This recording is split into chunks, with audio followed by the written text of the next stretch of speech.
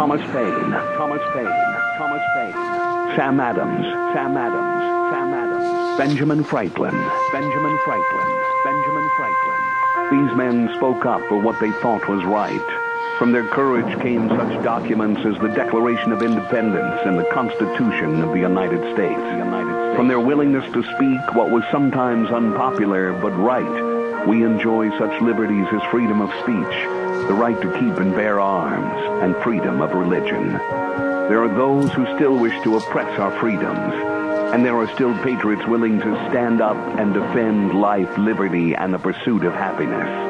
Men like Zeb Bell, who honor our founding fathers and what they stood for. It's now time for Zeb at the Ranch, speaking up and defending your freedoms. Brought to you by Magic Valley Les Schwab Tire Centers and all of the other great advertisers on the program. And now, Zeb Bell. Well, my friend back in the Midwest applied for a building permit for a new house. It was going to be 100 feet tall and 400 feet wide, with 12 gun turrets at various heights, and windows all over the place, and a loud outside entertainment sound system that was going to entertain the whole neighborhood, and it would have parking for 200 cars, and he was going to paint it green with pink trim. But the city council told him, forget it, man, it ain't going to happen. So my friend reapplied, but this time he called it a mosque. Construction work starts on Monday. Here comes Kate Smith, and God bless America. Good morning, everybody, on a Monday. Monday morning, Zeb at the Ranch. Oh, look at that blue sky.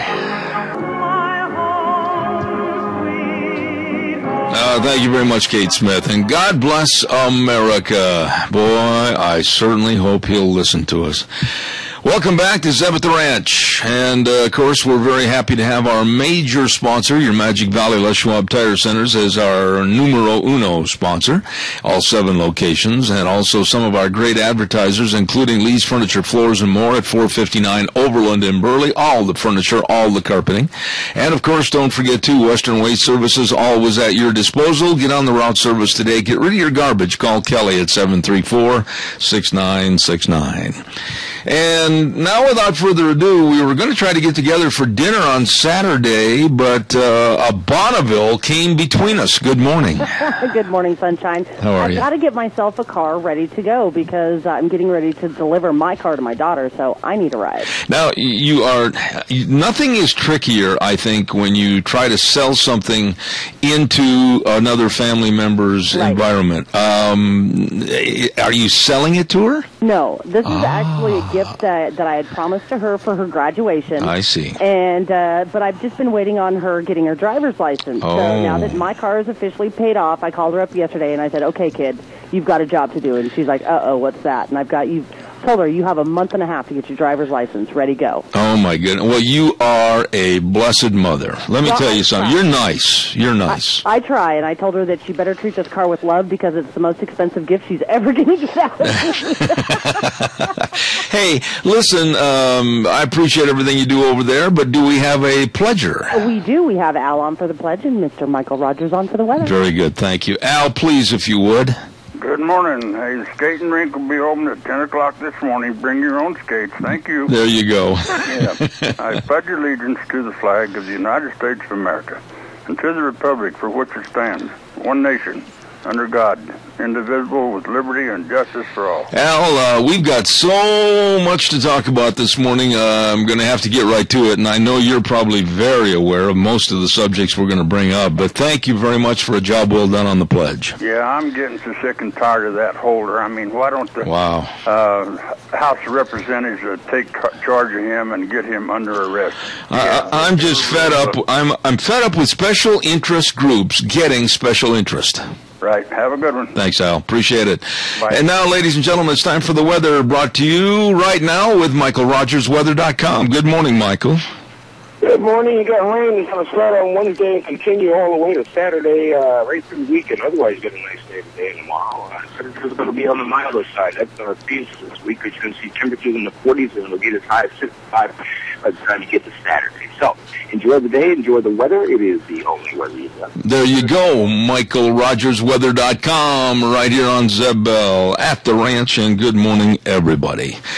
We have got a lot of things to get into this morning, and I want to take care of a couple of great sponsorships right now, but then I want to talk to you a little bit about how dumb, and you can only use that word, how dumb the Democrats are right now in putting together a package that they're pushing and publicizing to the American public that it's okay not to work.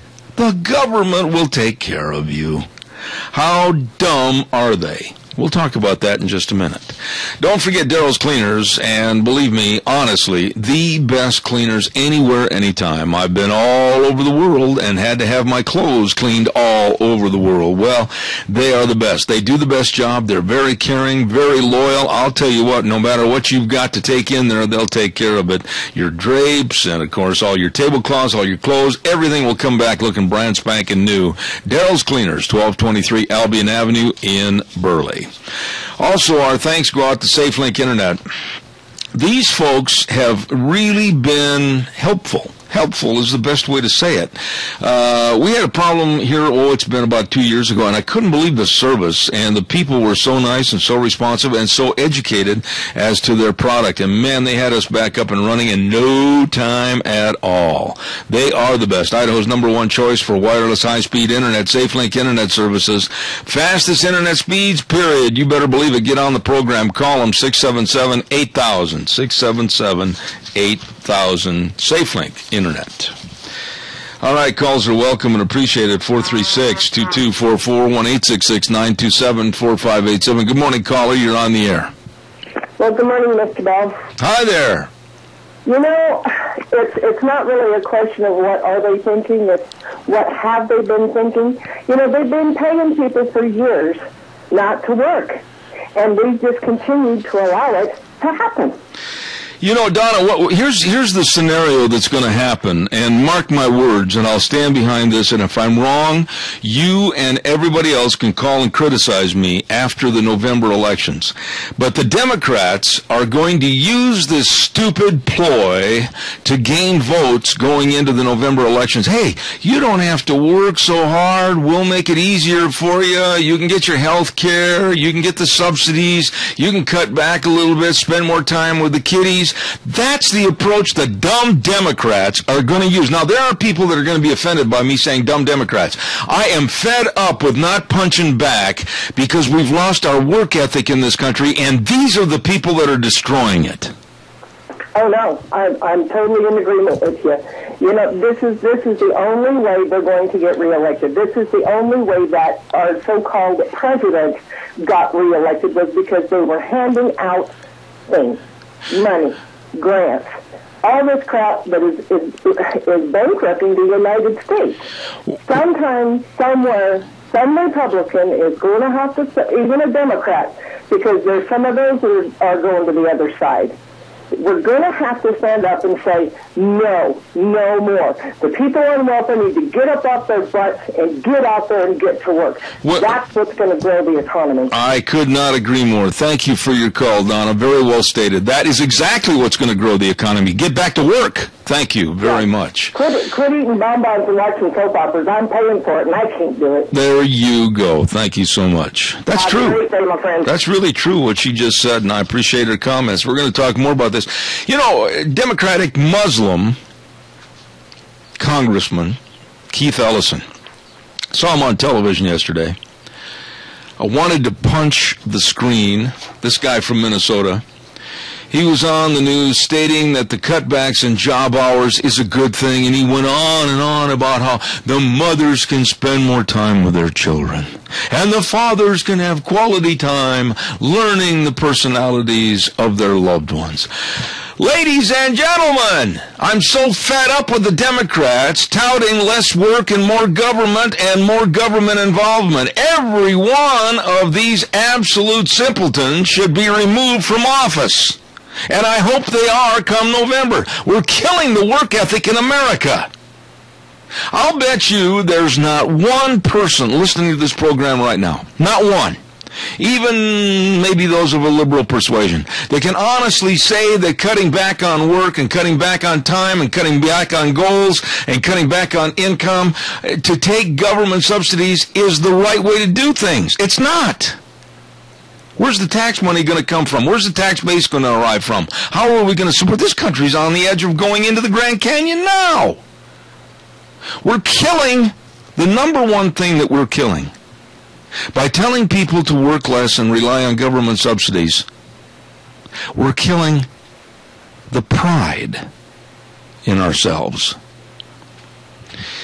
Hey, Cordell Sheridan and the ranch up there are going to have their 19th annual bull sale March 1st. That's coming up. Oh, my gosh, it's right around the corner. You better hurry up and remember it's going to be at 1 p.m. at the Burley Livestock Auction Yard. They're going to be selling 70 head of ripping good Gelbvieh, Angus, and Balancer bulls. That's a Gelbvieh and Angus cross. 20 head will be coming 2-year-olds. 50 head will be big, mature yearlings. And let me tell you, free delivery up to 300 miles and complimentary lunch sale day right there at the Burley Livestock Auction Yard. Cordell, simply put, raises darn good bulls. Sheridan Ranch, 19th annual bull sale, March 1st at the Burley Livestock Sale Yard. Don't you miss it. You better believe it. Nice man, too. Boy, he knows his cattle.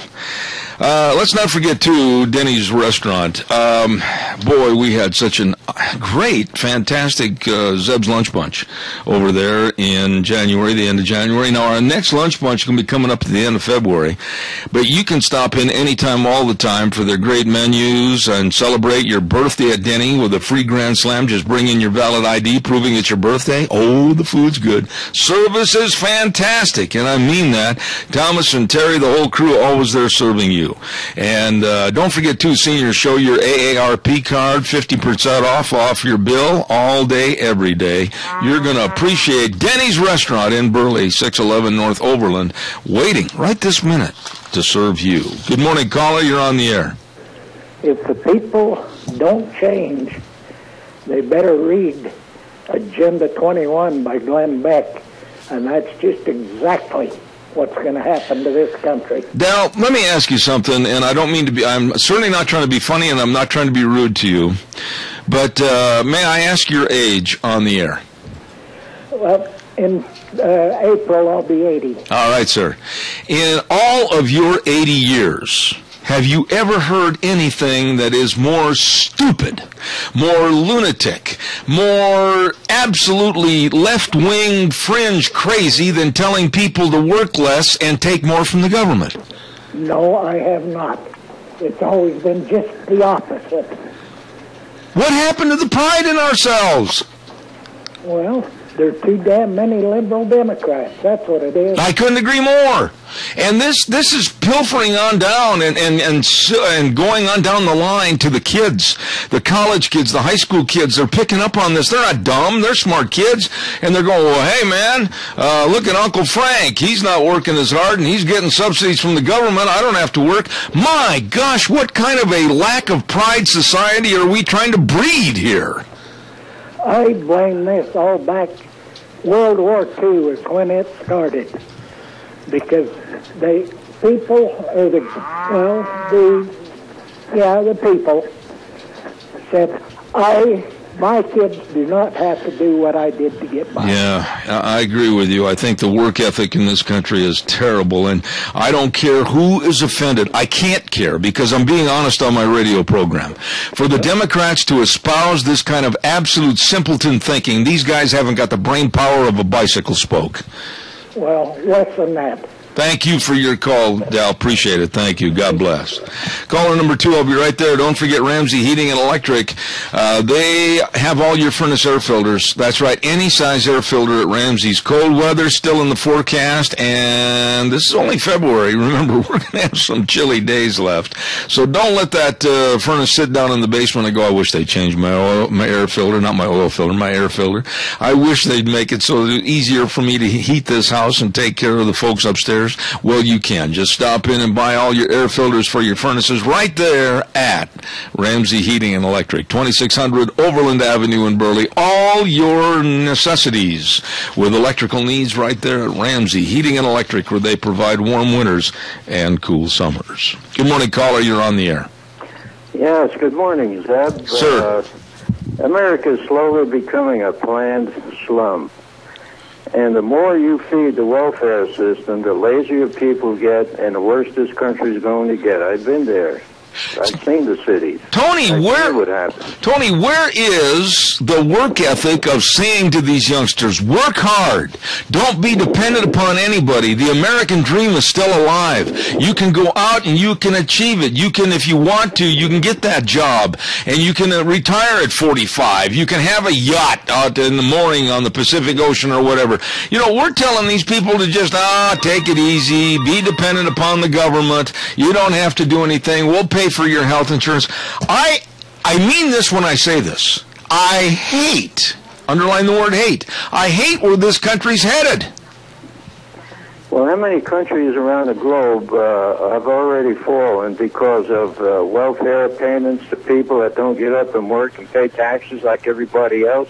I think there's a bunch of them out there. Well, there is. And we're heading right down the same road. Absolutely. I mean, I don't understand how any parent, a responsible parent, could look at their son and daughter and say, well, gee whiz, now, Johnny and Susie, you don't have to work as hard because the government's going to take care of you. All you have to do is just go get a part-time job flipping burgers, and then, of course, you qualify for subsidies, and the government's going to take care. My gosh, Tony, what is going on in this country? Parents should be ashamed of themselves. Well, the younger generation is lost. I speak to them every once in a while down at the mall when I'm sitting around waiting for Mary. And these people's ideas of life is altogether from the way I was raised and you were raised. I'm frustrated, Tony. I am. You're the next generation above me, but I'll guarantee you never in my life, ever have I heard of anything so sinister and devious and absolutely un-American as telling these people that they don't have to work as hard. Well, the workforce that's coming up now are in charge of the businesses, and the businesses have to go along with it. And if they get a bunch of lazy workers and try to lay them off, hey, next thing you know, they got a lawsuit. Absolutely. This is so frustrating for me, and I'll bet it's even worse for you, being that you went through and saw the depths of how bad the depression was in this country. But, Tony, we deserve everything we're getting because of the idiocy and incompetency that's running this country.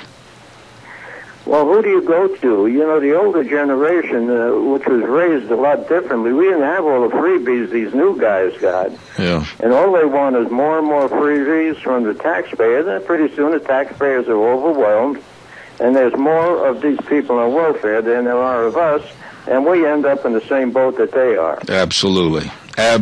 Tony, God bless you and Mary. Thank you so much. You're welcome. Have a great day. Thank you. I just can't believe this. I honestly, this is not theatrics at all on my part. I just can't believe this, that we are touting the fact that, like Nancy Pelosi, you know I have no respect for Nancy Pelosi.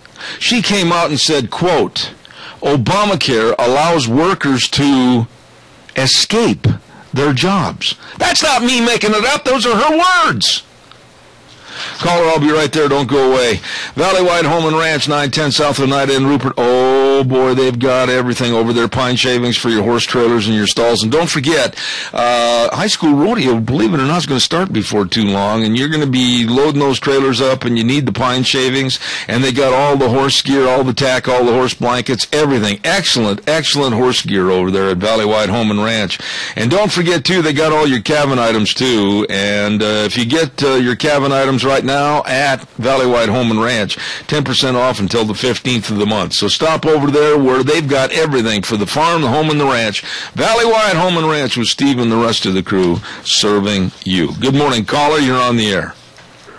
Yes, I was kind of curious about this information that the president wants to do everything by himself and sign his presidential signature on everything he gets passed.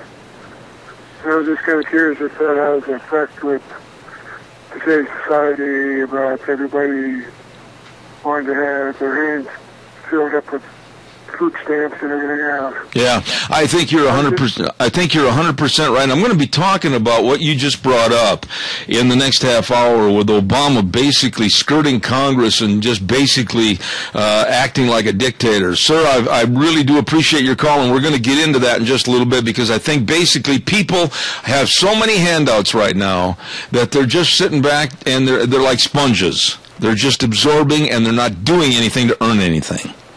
Yeah, one more comment too. I'm thinking, everybody wants to help their children do better and better.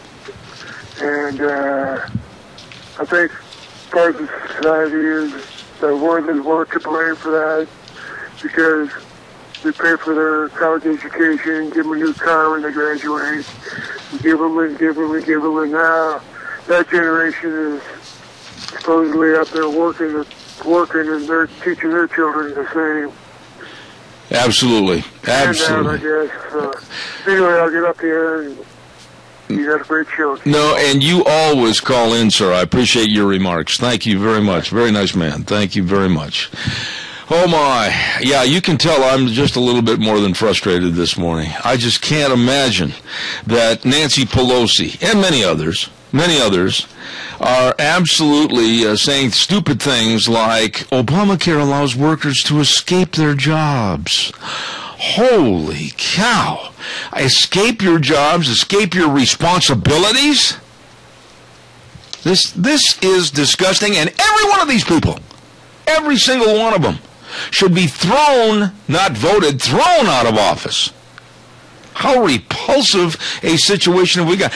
I'll bring Gina in on this real quick, because I've only got a minute before the break at the bottom hour. Here's a single mother that is working herself 24/7, 365 to do the best she can for her kids and her situation.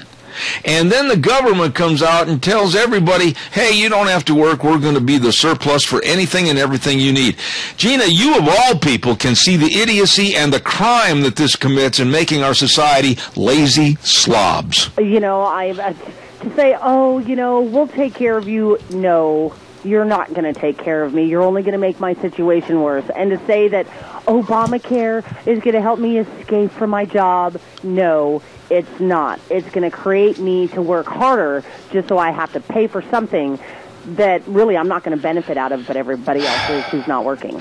I get these emails and these letters from these cowards that don't have the guts to call in on the air because they're afraid somebody might identify their voice. Mm-hmm. But you know something, Gina? The simple fact is this.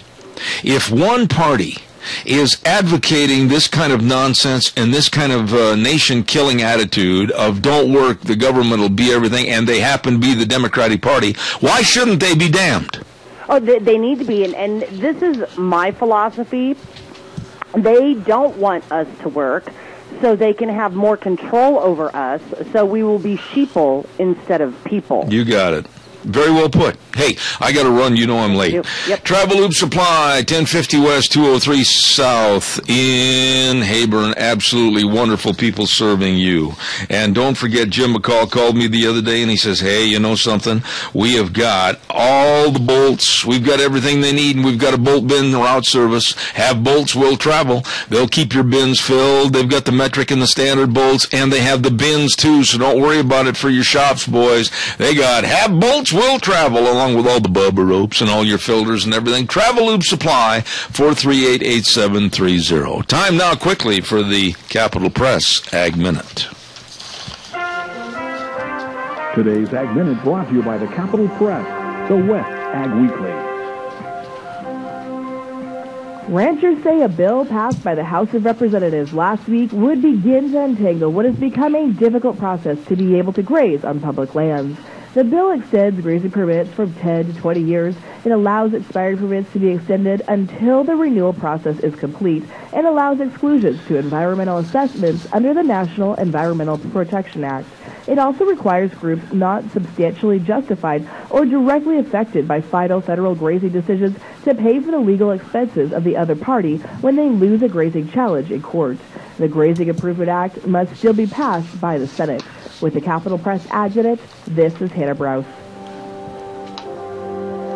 For more agriculture news and information, turn to the West's Ag Weekly, the Capital Press, and capitalpress.com. You know, one final thought on this deal with the Democrats, telling people that they don't have to work and the government's basically going to be their savior and their take care of.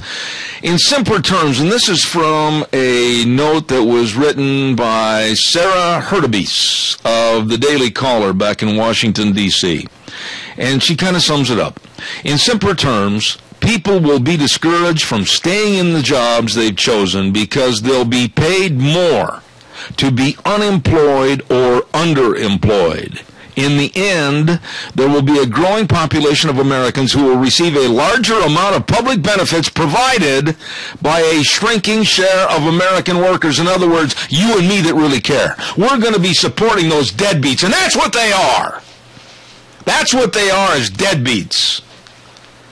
And we're supporting that kind of idiocy through the Democrats. Ladies and gentlemen, in November, remember this when you go to the polls. Please. Calls welcome, 436-2244, 1-866-927-4587. Don't forget, my buddy, I'm looking right now at these big Doosan construction equipment, the loaders and the excavators. I got all the information on these big dudes, and big dudes they are. They've got several in stock at Berry Equipment and Rental, both locations, 465 Addison Avenue West in Twin, and the other location just down the road a ways from me, 159 West Highway 30 in Burley. Oh, yeah. And all you got to do is just call and find out more about these big Doosan heavy loaders and excavators getting the job done for you. Let me tell you, you call my buddy Eli. Eli's a-coming. You better believe it. 732-7368. That guy is a nice old boy. Berry Equipment and Rental, serving you. All right, calls are welcome, 436-2244, 1-866-927-4587.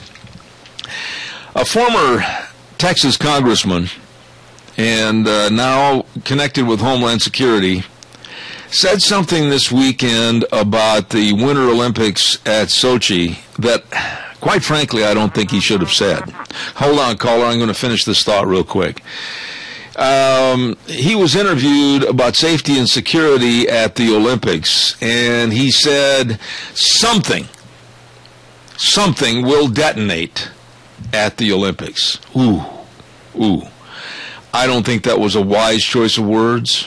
It's already a very scary situation, a very tentative situation over there. Nerves are on edge. People are worried about going into a coffee shop, cafe, going into any venue. And for this man to say something like that on the news about the Sochi Winter Olympics, that something will detonate, I don't think that should be used at all to inflame the issue even more. Caller, good morning. You're on the air. Good morning. I can really and truly understand the congressmen and senators' attitude. You don't have to work, for a living. Look at the cushy jobs they have. They don't do a damn thing, and they get everything free. Well, I tell you what. And everybody. No, I agree with you, Helen. And on the Wednesday morning program at 8:30, I've got Mike Crapo scheduled to be calling in from Washington, and I'm going to pinpoint every one of these things to Mike Crapo. As far as the Senate, what they can do to stop this foolishness and fight the Democrats and put them into submission with the House and the Senate, we've got to do something. We've got to have somebody stand up and say that this idiocy has got to stop. Well, really and truly, what has one of them done to earn a dime? You're putting me, you're painting me into a corner because I can't give you a direct answer, because you know my feeling about politicians on a national level. You know my hatred and my absolute sincere dislike for them. Maybe we should all be politicians. Well, let's all get everything free. God bless you, Helen. Thanks for your call. All right, thank you much. Caller, good morning. You're on the air. Yeah, good morning, Zeb. The old Roman Empire, it was the bread, more circuses. I mean, that you can put it into those two words. Everybody's got to have their big screen TV, lots of entertainment, and let somebody else provide for them and provide the bread for them. So everybody's demanding their piece of the action. But I think there's more producers out there. I mean, more people on welfare now than there are producers. Need to rephrase that. So, and it's so the whole system finally collapsed, and the same thing's going to happen here in short order if we don't get this thing turned around. How do you? Okay, stop right there, Adrian. Short answer. Don't go into a long dissertation. But how do you turn this around when the Democrats are touting to the people, "We'll take care of you"? There's enough deadbeats. There's plenty of people that are lazy. How do you turn this thing around to establish a work ethic again? Okay. Well, number one. People that get welfare are not entitled to vote. That would end it real quick, because I know that would take some kind of a congressional action of some sort. But no, if you get welfare, if you're getting a welfare check, and you can't vote, because see, that's the whole problem. They vote their own paycheck. And really, that would end it. That would eliminate the problem in a hurry. Yeah, but wait a minute. They can't vote themselves prosperity, and when this country was founded, as you well know, only property owners could vote. That's right. And that's for the reason they were paying the taxes. They were paying for the government. Now, the people that get on the welfare, they vote themselves their own paycheck at our expense. I would love to see it happen, but in this real world of absolute insanity with the Democratic Party, you know as well as I do, honestly, that's not going to happen. Well, it's a proposal that people should be at least proposing to our politicians that really want to correct this problem. Because right now, the amnesty thing that I'm sure Frosty's going to be talking about, if those people come in here, they can't vote, and number one, eliminate the voter fraud would certainly be a big help, because a lot of these people that are voting aren't qualified to vote in the first place. They're not even U.S. citizens. And number two, we eliminate all welfare for non-citizens. Absolutely. If you're not a citizen, you don't get any benefits. Absolutely. That would eliminate a lot of our problem right there. Well, in a perfect world, I'm absolutely supportive of every one of your ideas and thoughts. But we don't have a perfect world because we've got Democrats in control in the Senate. Thank you, Adrian. God bless you. Yeah, you bet. Thank you, sir. Bye now. He's right. But folks, come on. How many out there? I wish there would be one that would have the nerve to call. Just one. How many of you honestly support this idiocy and incompetency of work less? Like Nancy Pelosi said, Obamacare allows workers to escape their jobs. I don't think I know one single person of all the literally thousands of people I know that would ever come up to me and say that they would support such lunacy. And it is lunacy. Good morning, caller. You're on the air. Yes, solutions are what we need to be praying for, and I think that they are there. One of the things I've been talking about, I'm involved with, the Brian Smith campaign, and the political director and I spoke about exactly like in Virginia, just a lot long ago, how we lost the governorship and the lieutenant governorship. I says, what happened? Because he's from Ohio, and he says, I worked on the East Coast for years. And he told me, the Democrats, the ground game is so far ahead of ours. And literally, they have a certain number of voters that they need to, they count up how many they're going to need to win that county. And they literally have so many people on the ground literally contacting these people, whether or not it's door to door or by phone. Mm-hmm. And you see, I don't know how else we're going to do it other than we've got to, it's great doing what we're doing, but I tell you what, like I say to people, I says it's great to be a good father, a good husband, a good citizen, but I says if you really want to save your country, your government, other people, for the people isn't going to work. We're going to have to go forth, or we're going to end up somewhere where we don't want to be. I agree with every single thing you said, and I'll tell you what, we all ought to be as adamant as you are. Randy, thank you. I appreciate that. Yes. Thank you. Caller, I'll be right there. Don't forget Valentine's. Holy cow, is Valentine's Day this week? And I've got my sweetie in the other room, and she is truly my Valentine, my lovely wife. Hey, don't forget the Goodie Shop at 133 West Main Street in Burley, 647-0106. Remember that number? They've got Valentine baskets. You can create your own, or they'll make one up for you. They range in price from $18 to $30. Wonderful, wonderful Valentine's Day gifts. You better believe it at the Goodie Shop, 133 West Main in Burley, 647-0106. And then, don't forget, too, take your sweetie for a perfect weekend getaway for Valentine's Day at the Drift Inn, 545 F Street in Rupert. They've got 6 spacious, newly remodeled suites available for your overnight staying. Oh, you're going to love it. Call 436-1310. Let me say that number again without biting my tongue. 436-1300. 436-1300. Book today for Valentine's Day weekend. It's going to be fantastic at the Drift Inn in Rupert. My eye teeth bit my tongue. Good morning. You're on the air. Good morning, Zeb. Have you ever watched that movie 2016? Yeah. It was produced by a man that was on this program twice, Dinesh D'Souza. Uh-oh. Hello? Yeah, there you are. Okay, stay with me. I said yes, and the man that produced the movie 2016 about Obama, his name is Dinesh D'Souza, and he's been on my program twice. Yes, yeah.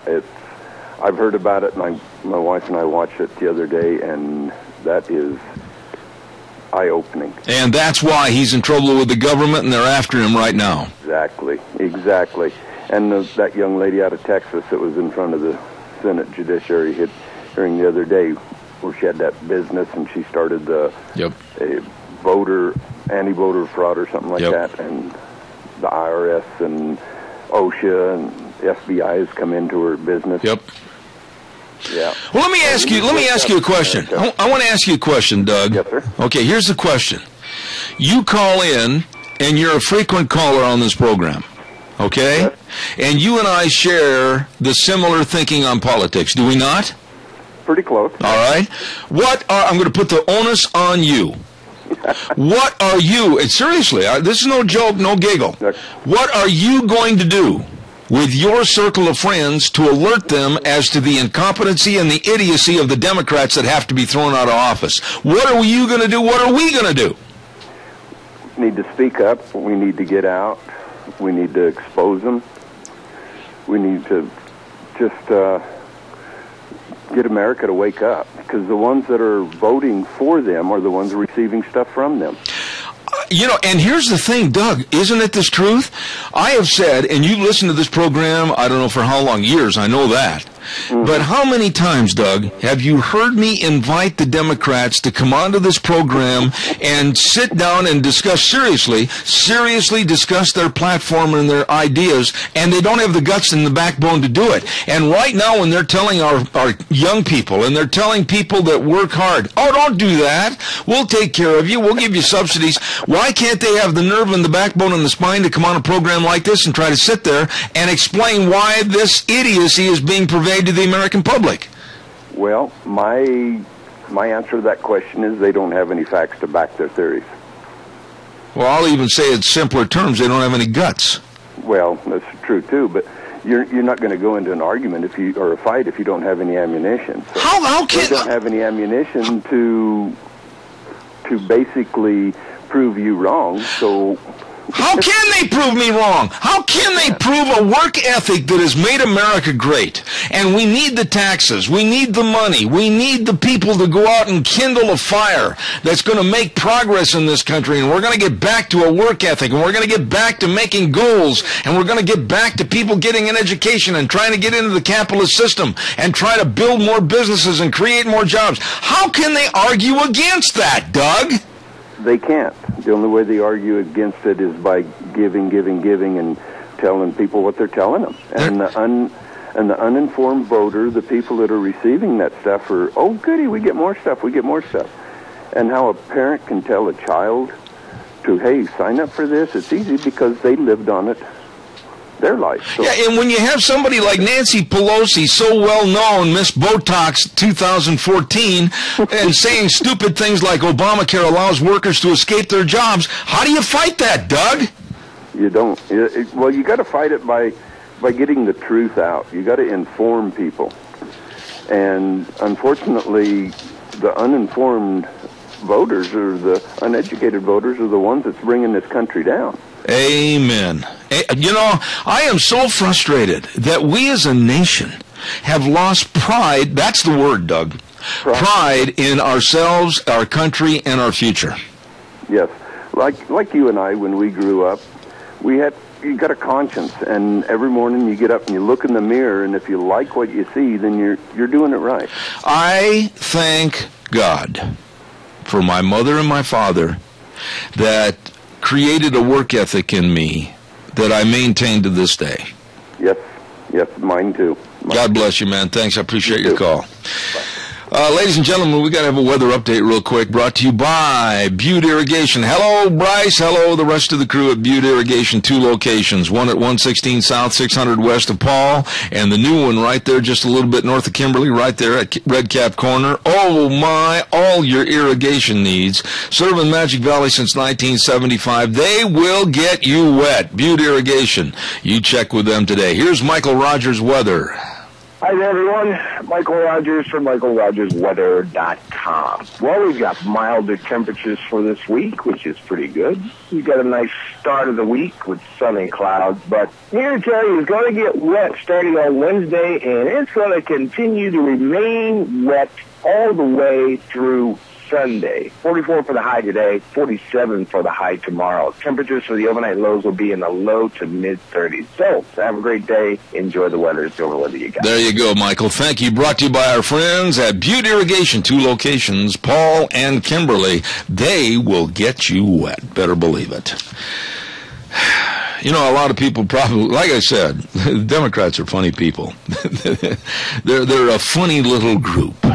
They don't have the personality trait to be forthright and honest and come forward and talk to me on the air or talk to me to my face.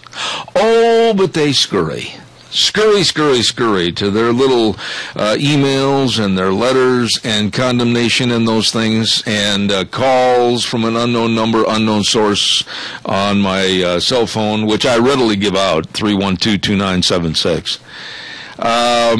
But this is frustrating. When you have a party, a Democratic Party, that is trying to absolutely destroy the work ethic in America, and it is. By the way, there's another little story that I want to just touch on here. A song, a Christian song, called Alone, Yet Not Alone. I don't know if you've heard this song. It is a beautiful song. It is absolutely a beautiful song. And it was tied in with a Christian movie, kind of a documentary type thing that was up for Academy Awards. Isn't it interesting that by hook or by crook, and probably both, that song, Alone Yet Not Alone, was stricken from the list of Academy Awards and has lost its possibility for an Oscar nomination? Could it be because, and this question was raised this weekend by quite a few people, could it be because naturally it's a Christian song from a Christian movie? And the last thing the Academy of Arts and Sciences and the Oscar people want is anything to give an award to something Christian. This song, and I get a little teary-eyed when I think of this woman and her abilities, because it's so sad what she has gone through. Johnny Erickson Tata is a quadriplegic. And she, years and years ago, became a quadriplegic, I believe, through a diving board accident. She has absolutely one of the most phenomenal, beautiful voices. And she also has a absolutely wonderful husband. In order to sing the song, and she's recorded many, many albums, he always has to be there. You know why?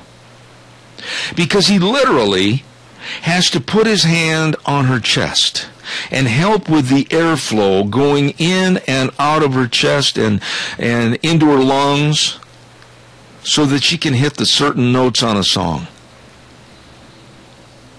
They are a team. And she recorded this song, Alone Yet Not Alone. And I've heard the song.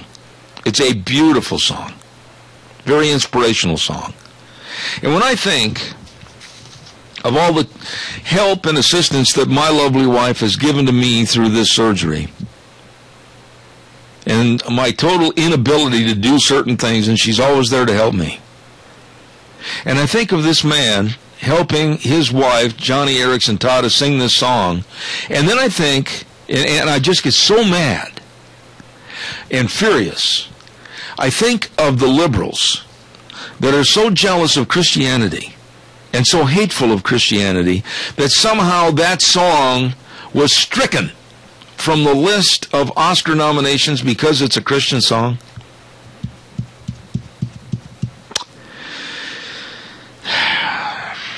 This is a tough morning for me. I'm not in the best of moods. Calls welcome, 436-2244, 1-866-927-4587.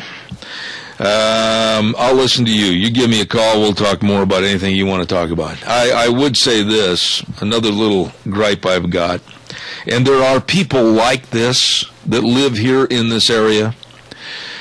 Back in the Midwest, there was a school that wanted to have a pizza party for the grade A students of a certain class, and oh my goodness, everybody else boo-hooed. You've heard this story over the weekend, I'm sure you have.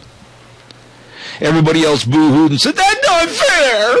They're having a pizza party, and it discriminates. It's only for the grade A students. Well, tough luck. And who cares? I don't give a rip about the B, C, D, F students that didn't qualify. Boo-hoo, go buy your own dang pizza. Study harder, become one of those students and celebrate. Why do we always have to give to the underachievers? Why do we have to give trophies to everybody? Earn something in your doggone life. Put some effort for it. Boo-hoo. Boo-hoo. I didn't get a trophy. Boo-hoo, I didn't get invited to the grade A pizza party. Boo-hoo. Life is tough. Grow up. Ladies and gentlemen, let's not forget your Magic Valley Les Schwab Tire Center Founders Celebration in honor of a great, great gentleman, Mr. Les Schwab. Absolutely one of the nicest men I ever had the occasion to sit down and visit with.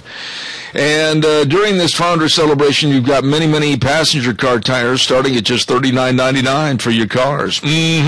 I'll tell you what, you better stop in and check it. And also for your SUVs, your pickups, everything, they've got some great, great buys at all 7 locations. Don't forget, too, special offers like $50 off custom wheels when you buy a new set of 4 for your passenger and pickup and SUVs, and $25 off brakes when you buy a rear brake job, or $25 off for a front brake job. You'll save money. You'll always get the best of everything and the best of service with Lane and Rupert, Dave on Blue Lakes and Twin, Mike and Buell, Mike and Jerome, the Twist family and Paul, John on Poline and Twin Falls, and Randy on Overland and Burley, your Magic Valley Les Schwab Tire Centers. Boo-hoo. Cry. Go ahead. Cry. Because you didn't get in with the A crowd. Cry because you didn't get a trophy. Oh, life is tough. Just put forth some effort, for heaven's sakes. Gina, you try. I mean, I've got a lot of respect for you. You're out there trying. I don't think I'm going to worry about your little boy Kennedy with his mommy standing in the background going, oh, Kennedy put forth a great effort. He needs to get a trophy, too. If he did not deserve the trophy, he doesn't get a trophy. There you he doesn't go. Work hard enough for the trophy, he doesn't get a trophy. Can you imagine parents and students clamoring and beating their fists on the desk saying, "Oh, boo-hoo, they had a celebration with the pizza party and the students that got grade A's. My student didn't get one." Oh, for Pete's sakes. Yeah, if your student didn't get one, then Mom, Dad, you need to be sitting down. You need to be working a little bit harder with them so they can gain that work ethic, so they can win those trophies, so they can win those Student of the Month awards, which, by the way, my son got a Student of the Month award this month. Hey. I'm very excited for him. So all right. You've got to work with your students. You've got to put in that time and the effort to help them learn good work ethic. They're just not going to learn it on their own, and if they don't learn it, then they don't get the trophy, period. Yeah, but then the government will come in and subsidize buying trophies for everybody. I'm sorry, that is just so not even acceptable. I know if they didn't earn it, they don't get it. You know, I have no sympathy for any of these absolutely stupid people. Good morning, you're on the air. Oh, they're backing up, Gina. Look out. Don't get in the lunch line. That was Chris. Chris, call back. Okay. Anyhow, we're going to take a little break here in just a moment and send it to ABC News. And then coming up later this morning, we got Frosty Woldridge, along with Alliance Defending Freedom, Michael Norton. And then Charlie Howell. Good old Charlie Howell from Jerome County Commission is going to be here. There's a lot of things happening in Jerome County. We were also going to try to have Bob Moore from Minidoka and Dennis Crane from Cassia. And very unfortunately, they both had meetings to attend this meeting. But we're going to have them back in the future. Do we still have that call? No, she didn't. Okay. But we're going to send it back over to the main studios and give it to Gina, and then we'll find out what other kind of incompetency and idiocy is going on back in Washington. And appreciate your calls. Zeb at the Ranch will be back in about 6 minutes.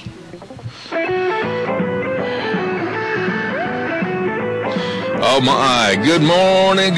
Welcome back. Hour number 2. I'm Zeb Bell, Zeb at the Ranch. Your Magic Valley Les Schwab Tire Center is our major sponsor, all 7 locations, along with our friends at Lee's Furniture, Floors, and More at 459 Overland in Burley, and, of course, our friends at Western Waste Services. From the canyons of the Snake River and all across southern Idaho, we're always at your disposal. Western Waste Services, we care about our community, our resources, and the free land. Western Waste Services is lending a hand, always at your disposal. Western Waste Services. You know, along with taking care of all your garbage and getting rid of your garbage and all the porta potties and everything else, Western Waste Services also now offers mobile storage units. Yes, the Go Minis, portable storage units for contractors, real estate agents, on-site, off-site storage. Absolutely. You give them a call and you'll appreciate knowing more about the Go Minis at 734-6969. For moving, for renovations, for storage, for emergencies when disaster strikes, they will help you. The Minis at Western Waste Services, Twin Falls and Jerome. Number to call, 734-6969. Also, real fast this morning, I want to remind everyone about Hanson Mortuary, 710 6th Street in Rupert, with my dear friend Joel Heward.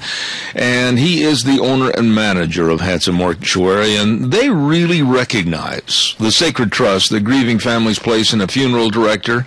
And they're always there with the highest of ethical standards, with unquestioned integrity, serving you and your family. Please contact them today.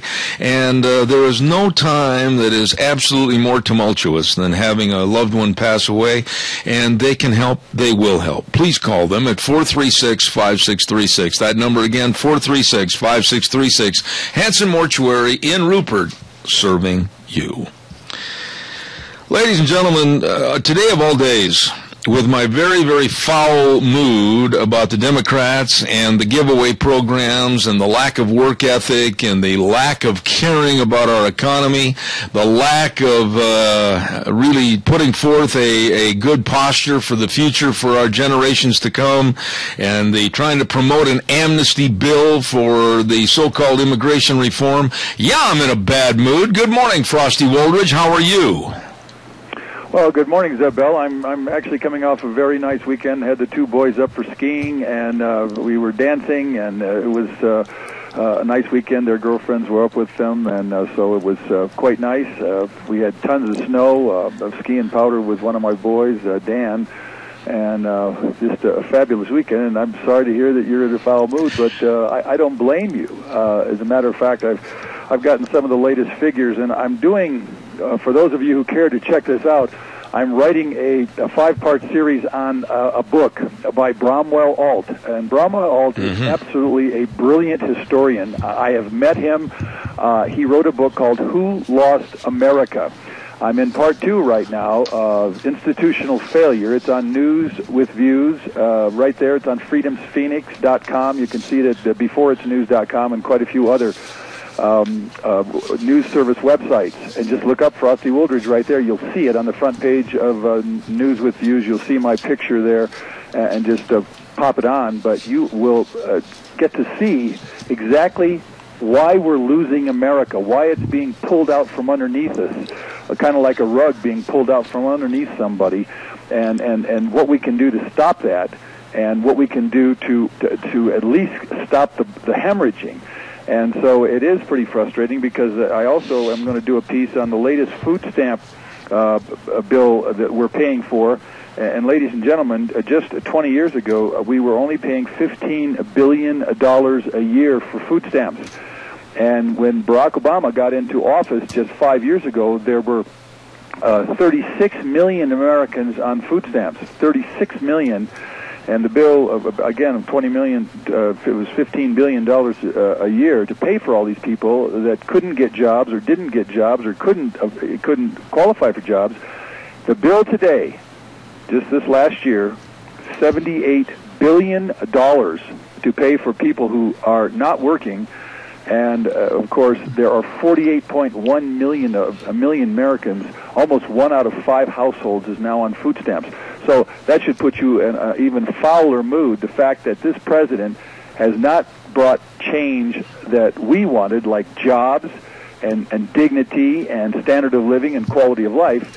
He's brought all of the illegalities of illegal aliens pouring into the country, and he wants to make sure they're all okay and start and able to vote for him. So that is what we're facing. But my God, look at the numbers, ladies and gentlemen. We're having our country turned inside out, and the book Bromwell Alt wrote, Who Lost America, is unbelievably powerful. I highly recommend it for anyone who wants to see how we're getting our country completely taken away from us. Absolutely. Now, again, I want to reiterate something. I'm certainly not in a foul mood against you or anything else. I'm in a foul mood, Frosty, simply because how can you and I are the same age? How can we sit here? How can we sit here and watch the Democrats with, like Muslim Congressman Keith Ellison yesterday on the news, espouse the fact that everybody should work less and spend more time at home with their families and let the government help them with subsidies? How can we not be in a foul mood when Nancy Pelosi says, quote, Obamacare allows workers to escape their jobs? Frosty, all they're doing is breeding contempt for pride and respect that people used to have in this country. That's why I'm in a foul mood. Well, I don't blame you. If you look at any Muslim country, a lot of them don't work either, and they just live in utter poverty and penury and horrible situations. And somebody like Ellison, the Muslim from, what is it? Minnesota. Whichever he's from. Yeah. He's the kind of person that his whole orientation, the Muslim orientation, the only thing and the only reason it succeeds over here is because we're the ones doing all the work. Even the Muslim immigrants coming into this country, I've gotten letters from Detroiters, the people, Americans that are still left in Detroit. There's only about 648,000 people are still living in Detroit, and virtually all of them are minorities, and virtually most of them are on welfare, WIC and or aid-dependent children, food stamps, Section 8 housing, you name it. That whole city, and it's being taken over by Muslims. I mean, Detroit is literally becoming a Muslim caliphate right in our own country. In other words, a little kingdom, a little Muslim kingdom. And of course, guys like Keith Ellison, one of the few, I think he's two of him are Muslims in the U.S. House. And of course, as their numbers grow, there will be more Keith Ellisons. And you can better believe they're going to push for Sharia law. And of course, as you all know, Sharia law is the most barbaric religious, law, way of life. It takes women and puts them into non-being. I don't know if anybody knows this or you've seen it, but go to California or go to Philadelphia or go to Detroit. Go into Pennsylvania there, and you'll see, go on Market Street right there in Philadelphia, and you'll see hundreds of Muslim women with black burqas on, and they only have a little slit for their eyes. They are totally, over in our country, where you're free to be whatever you want, the Muslim religion forces, by culture and fear, their own women to continue to be non-beings, with a little, go out in public and every place else with only a tiny slit to see out of, and they have no identity whatsoever. It's just disgusting on every immoral and otherwise level, from my own appreciation. And Frosty, one thing I want to talk about, and every single week we talk about immigration, we talk about illegal aliens, we talk about the idiocy and incompetency of this administration and others in the past. But how? How can this administration now, through the stroke of a pen by Obama, skirting Congress, unilaterally change the law to allow immigrants with limited terror contact into the United States? This, to me, is like dodging a left hook so you get hit with a right cross. What kind of incompetency is this? This, Zeb, is not incompetency. This, I will make a very solid prediction that Barack Obama has never been a Christian. He has never been part of this country. He was out of this country. He is born of a father who, we're not sure whether it's George Marshall or Frank Marshall Davis, or it's actually Barack Obama Sr. This man was not even in this country till he was 12 years old. He wasn't a part of this country. He had two Muslim fathers. He went to Muslim schools over in Indochina. For him to pretend that he has been a Muslim, to pretend that he was a Christian, he went to that Pastor Wright in Chicago there that, he said about America, GD America. And so you got a man here that's followed Pastor Wright, Jeremiah Wright, who hates America, and then a man who was grown up with two Muslim fathers. Let me tell you, this president, for all intents and purposes, is following his Islamic heritage from the age of 1 through 11 or 12, and we're being the recipients of this. And let me tell you, it can only get worse as he imports more and more of the kin from. I think he signed a new bill. The UN said that we need to take 30,000 Syrian refugees or other Muslim refugees, which will mean the country will continue to get loaded up with these Muslims. And then we're going to have them fighting each other as the Sunnis and the Shiites start getting at it here in our own country. And as Bromwell Alt talks about in his book, Who Lost America, he talks about how we are importing so many people that are dissimilar to ourselves that we no longer will be ourselves. And we are literally creating a morphing or a metamorphosis into a country that none of us will ever recognize here in the next 2 to 3 decades. Frosty, you've been following the last week, I know you have, on the immigration reform and what Boehner and the Republicans would do or wouldn't do, what the Democrats wanted, etc. Okay, so here we are. Where are we headed on any possibility of immigration reform this year? I think not. What are your thoughts? Well, that's correct. At this point, and I keep in touch with Roy Beck, and again, ladies and gentlemen, the 3 best ways to empower yourself is capsweb.org, numbersusa.org, and certainly FAIR, FAIRUS.org. Become a member. It's free. And become a working member by putting in your faxes and your pre-written letters that faxed into your reps. Because if not, then this thing will go through. But at this point, this 744 bill is so bad, It is egregious in its horror to the American people that it will flood the country with 100 million more immigrants here in the next 3 decades at double the rate of speed, 1 million to 2 million immigrants per year legally, not to mention the fact that they still won't enforce the borders and enforce the immigration employment laws because that's what they haven't done for the last 30 years, and they're not going to begin to do it even if they pass this. But right now, Boehner, who has so often worked against the American people and the American worker, because he's absolutely stopped E-Verify for the last 2 years solid, because the U.S. Chamber of Commerce wants to make sure that they get unlimited cheap labor to fuel the fires of profits for all these corporations like Marriott Hotels and McDonald's hamburgers and Tyson Chicken and Hormel and all the great brands that you all get to eat from and utilize and so forth and so on.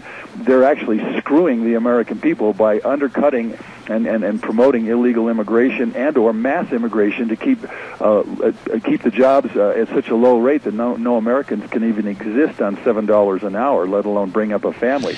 So the best thing you can do, again, capsweb.org, numbersusa.org, and FAIR, FAIRUS.org. Otherwise, at some point, the thing's going to pass if we don't have enough numbers to stop it. But right now, I don't think it's not going to make it through the House this year because enough of us have stood up and spoken out, Zeb.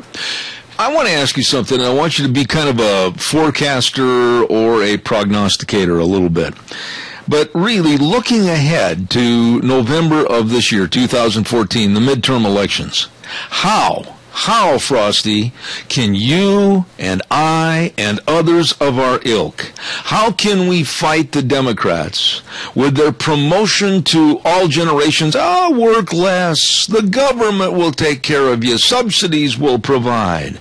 And also, on the immigration reform, the Republicans are living in the 19th century. Why? We're the open door, great American goal for all people. How do we fight this concept? How do we start to restore some sanity, reality, and pride in ourselves?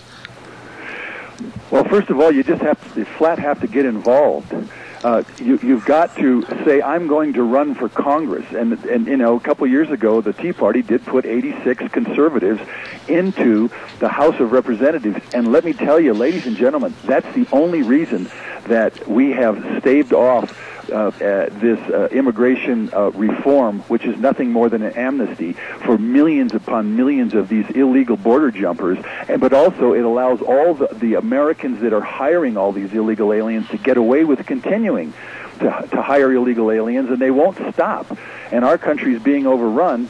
And if you don't get involved, ladies and gentlemen, if you don't run for office, if you don't call, if you don't write, if you don't call into 60 Minutes, if you don't call into Matt Lauer and the Today Show, if you don't ask to have Frosty Woolridge and other speakers be interviewed on what the consequences will be, then the consequences will manifest themselves. In fact, I'm reading right here, and this was by a friend of mine, hello? Yes, go ahead.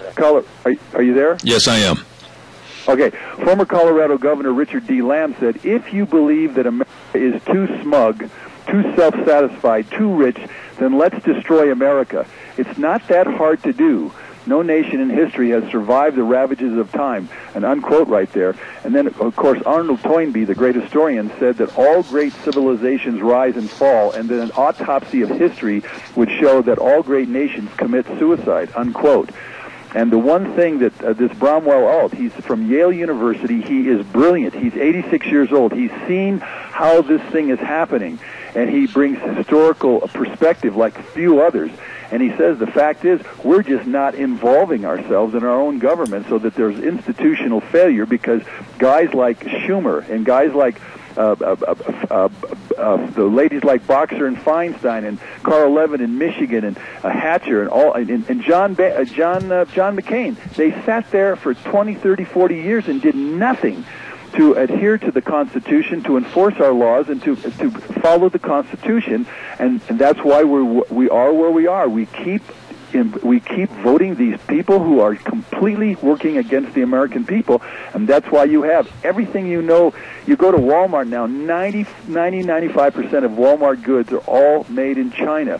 Why do you think we owe China something like $1.4 trillion in debt to them because we aren't making our own products. And that was all brought to you by the Congress of the United States for the last 20 years.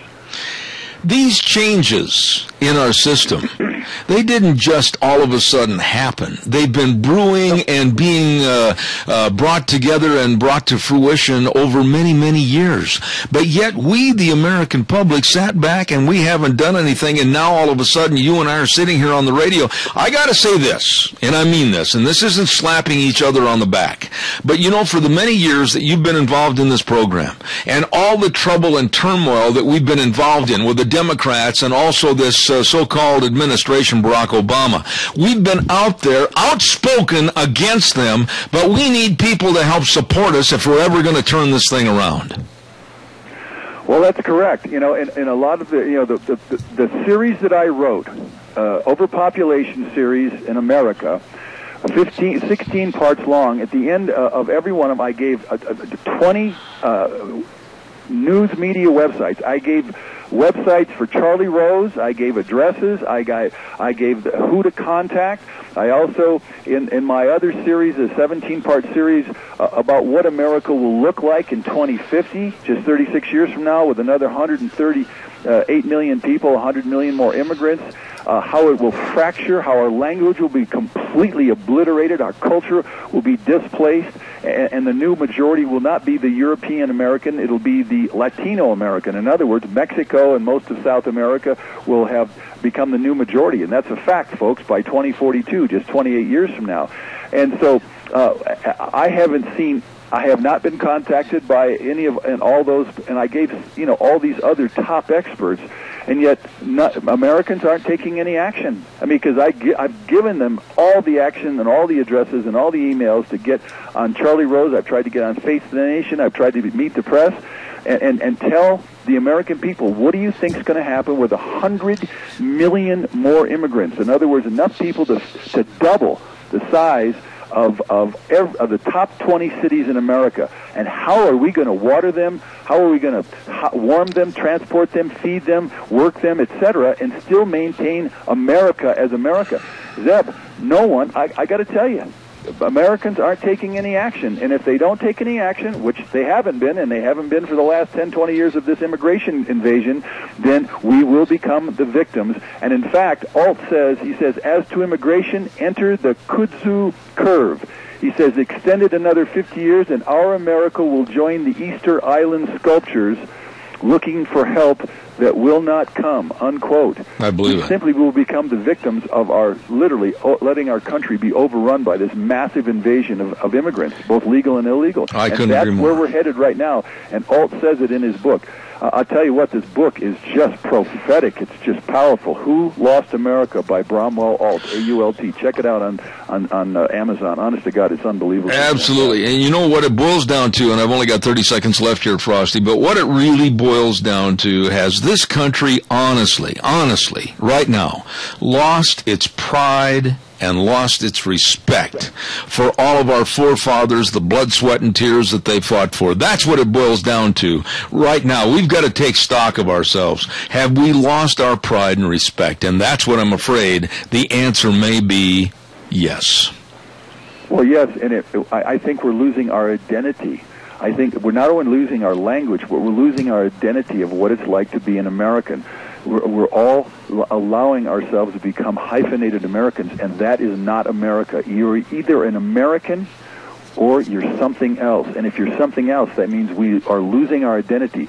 And if we import another 100 million, if this bill gets through, and this next year, whenever it gets through, this amnesty goes through, we will lose the identity of America, and we will never regain it, Zeb. I guarantee you these words. We will never regain our identity as America and as Americans, because this will be a polyglot society, fighting amongst itself, languages that we can't understand, no way to cohesively go forward, no vision for the future.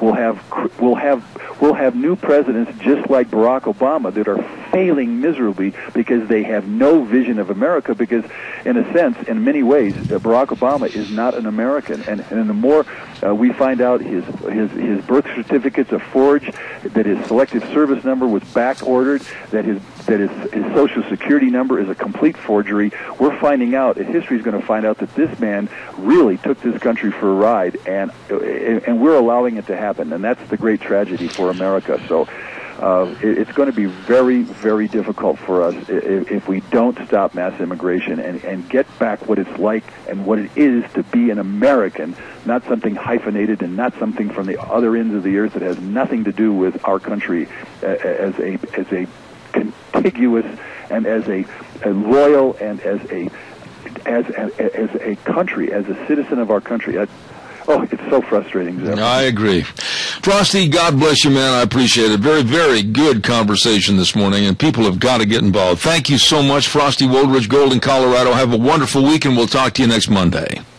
Sounds great, Zeb. God bless and Godspeed, my friend. Thank you very much. Frosty Woldridge, Golden, Colorado.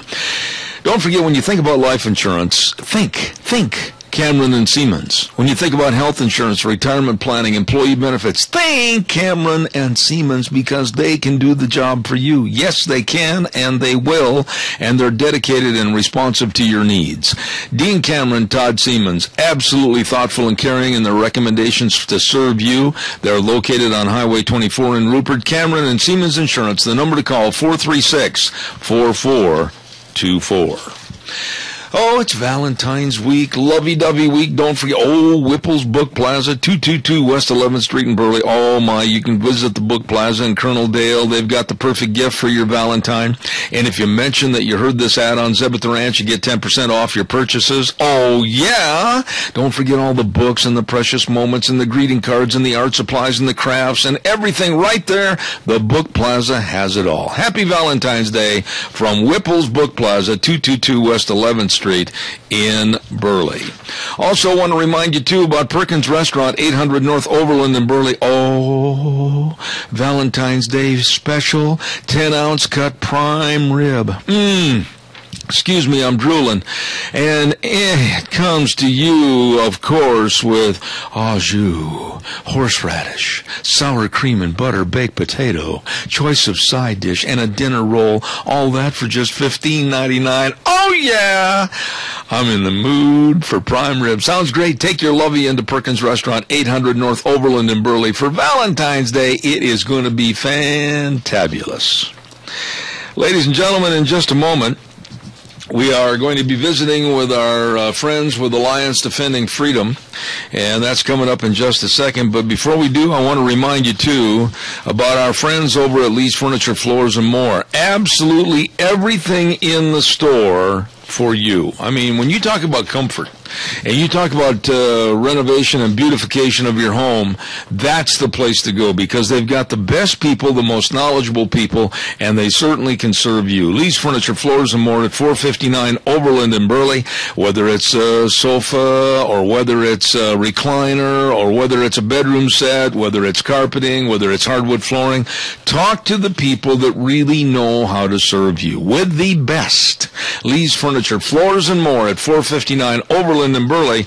You stop in and see them today. Really nice people. Well, let's go to the phone lines right now and visit with a senior counsel with the Alliance Defending Freedom, and that, of course, Mr. Michael Norton. Good morning, Michael. Good to have you back on the program again. Good morning, Zeb. It's always a pleasure to be with you. Thank you for having us. Well, thank you, sir. And here we go again. Here we go again. Planned Parenthood. Seems like they seem to be sticking their nose into every nook and cranny of trying to get in front of our children and in front of basically anybody and everybody in this United States to perpetrate abortion. And now it looks like they even got into the Tempe Union High School in Arizona. Tell us the story. Well, you know, Zeb, this is a very interesting story because Planned Parenthood usually very surreptitiously and secretly tries to get into school districts around the country to preach what they would call sex education to high school and actually junior high school and even younger children, elementary school children as well. The good folks in Tempe, Arizona, however, got wind of an effort by Planned Parenthood to present its sex education curriculum-sponsored courses to the Tempe Union High School District.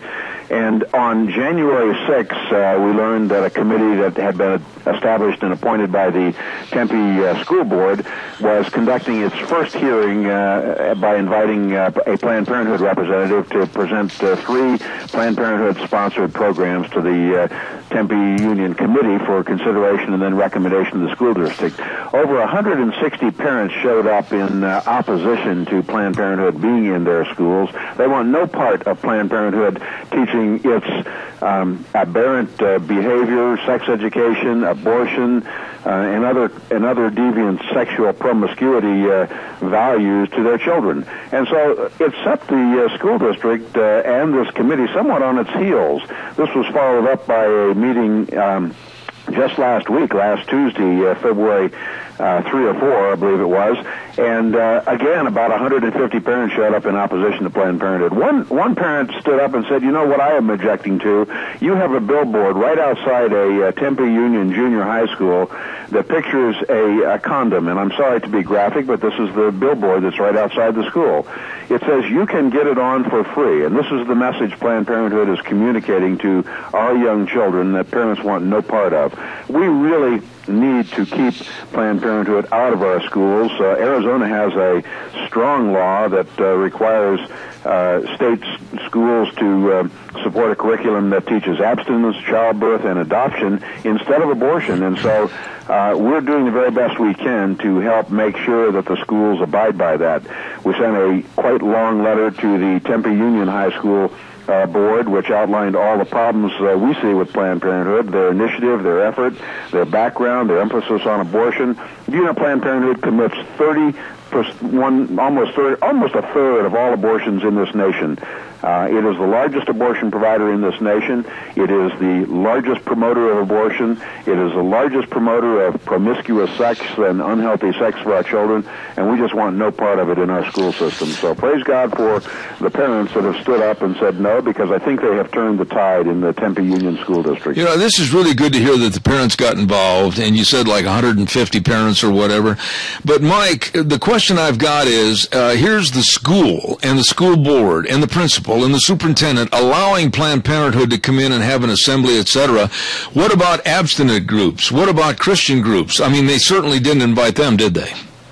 No, they weren't invited until Alliance Defending Freedom and the parents got involved, Zeb, and now they are. Some very good programs have been presented that are childbirth, abstinence, and adoption-oriented instead of abortion. In fact, a very good program was presented at the committee meeting last Tuesday night in Tempe at a particular school, and the members of this committee, I think, are now they now see the light of day. I mean, I don't want to attribute bad motives to these folks, but I do want to say that they were either uninformed or being misled, because all they could hear from the get-go was what Planned Parenthood had to say. Now they're hearing from other people who want Arizona's law complied with, number one. We've essentially threatened to sue if they don't comply. And secondly, they're looking at programs that do meet the goals and objectives of Arizona state law, abstinence, childbirth, and adoption.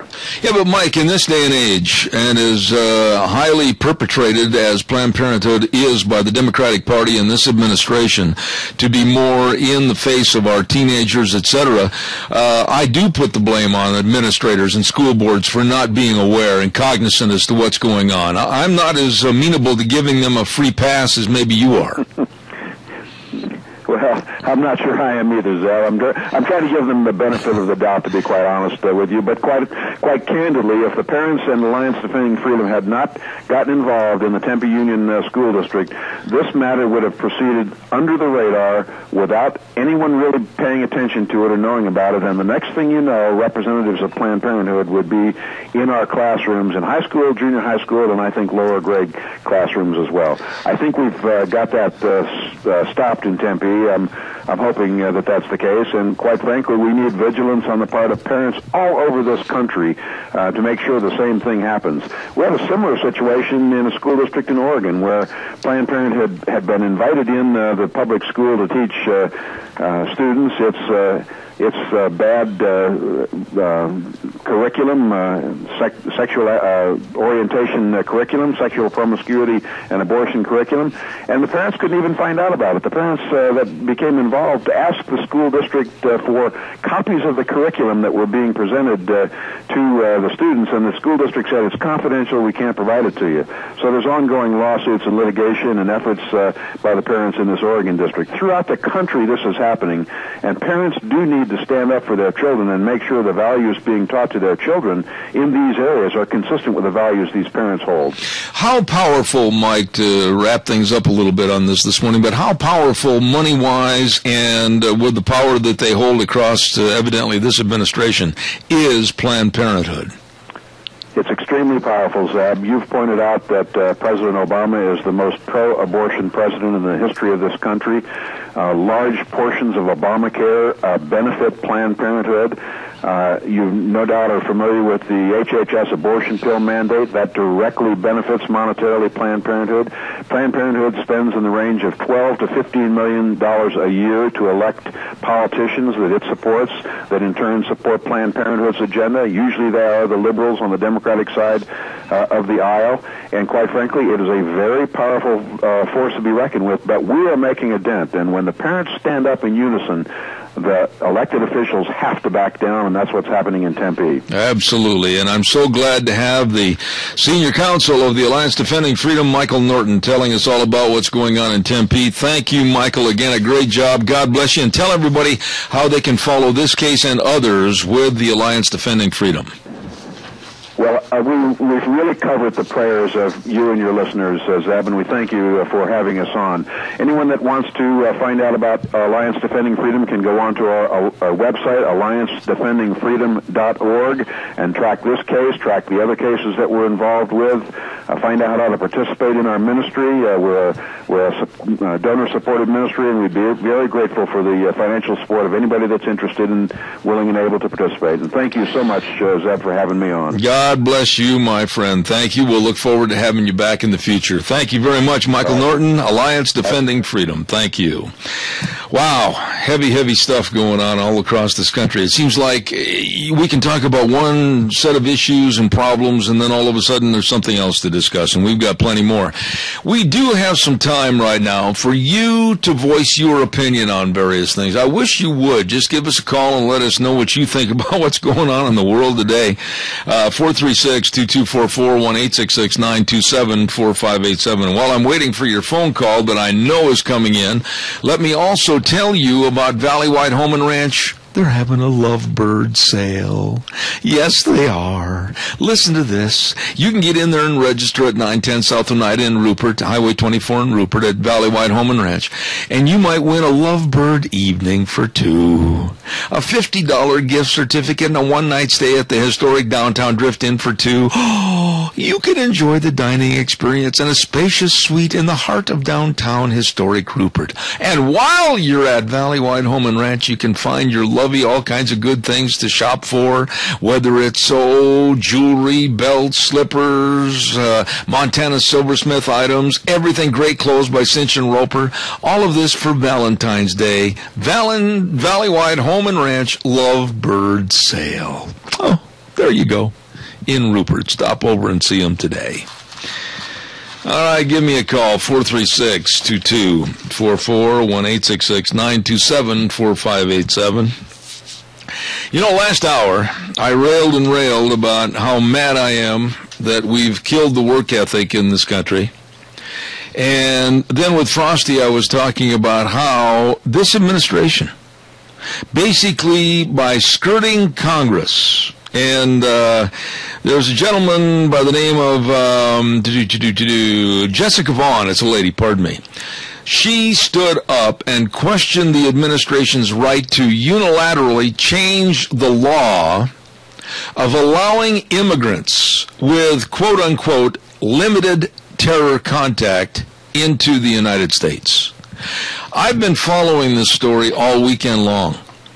And so have a lot of other people, like the Daily Caller. And the front headline of the Daily Caller said the Obama administration has issued new exemptions to a law that bars certain asylum seekers and refugees who provided limited material support to terrorists who are believed to pose no threat from the United States. Ladies and gentlemen, may I point out to you, the Sarnev brothers in Boston, they were immigrants that were supposedly not a threat, and look what they did with the Boston bombings, and many others. Why? My question to you is simply put this way. Why would we as a nation want to open our doors for asylum seekers and refugees who have provided any support to terrorists? And Obama did this with a stroke of a pen. He disregarded the law written by Congress and decided to do it himself. Why is this man so hell-bent on skirting Congress and basically, in my opinion, creating anarchy here in the United States? We don't know who these people are. We don't know what their ties are. And according to the Daily Caller, these exemptions cover 5 kinds of limited material support that have adversely and unfairly affected refugees and asylum seekers, and they say with no tangible connection to terrorism.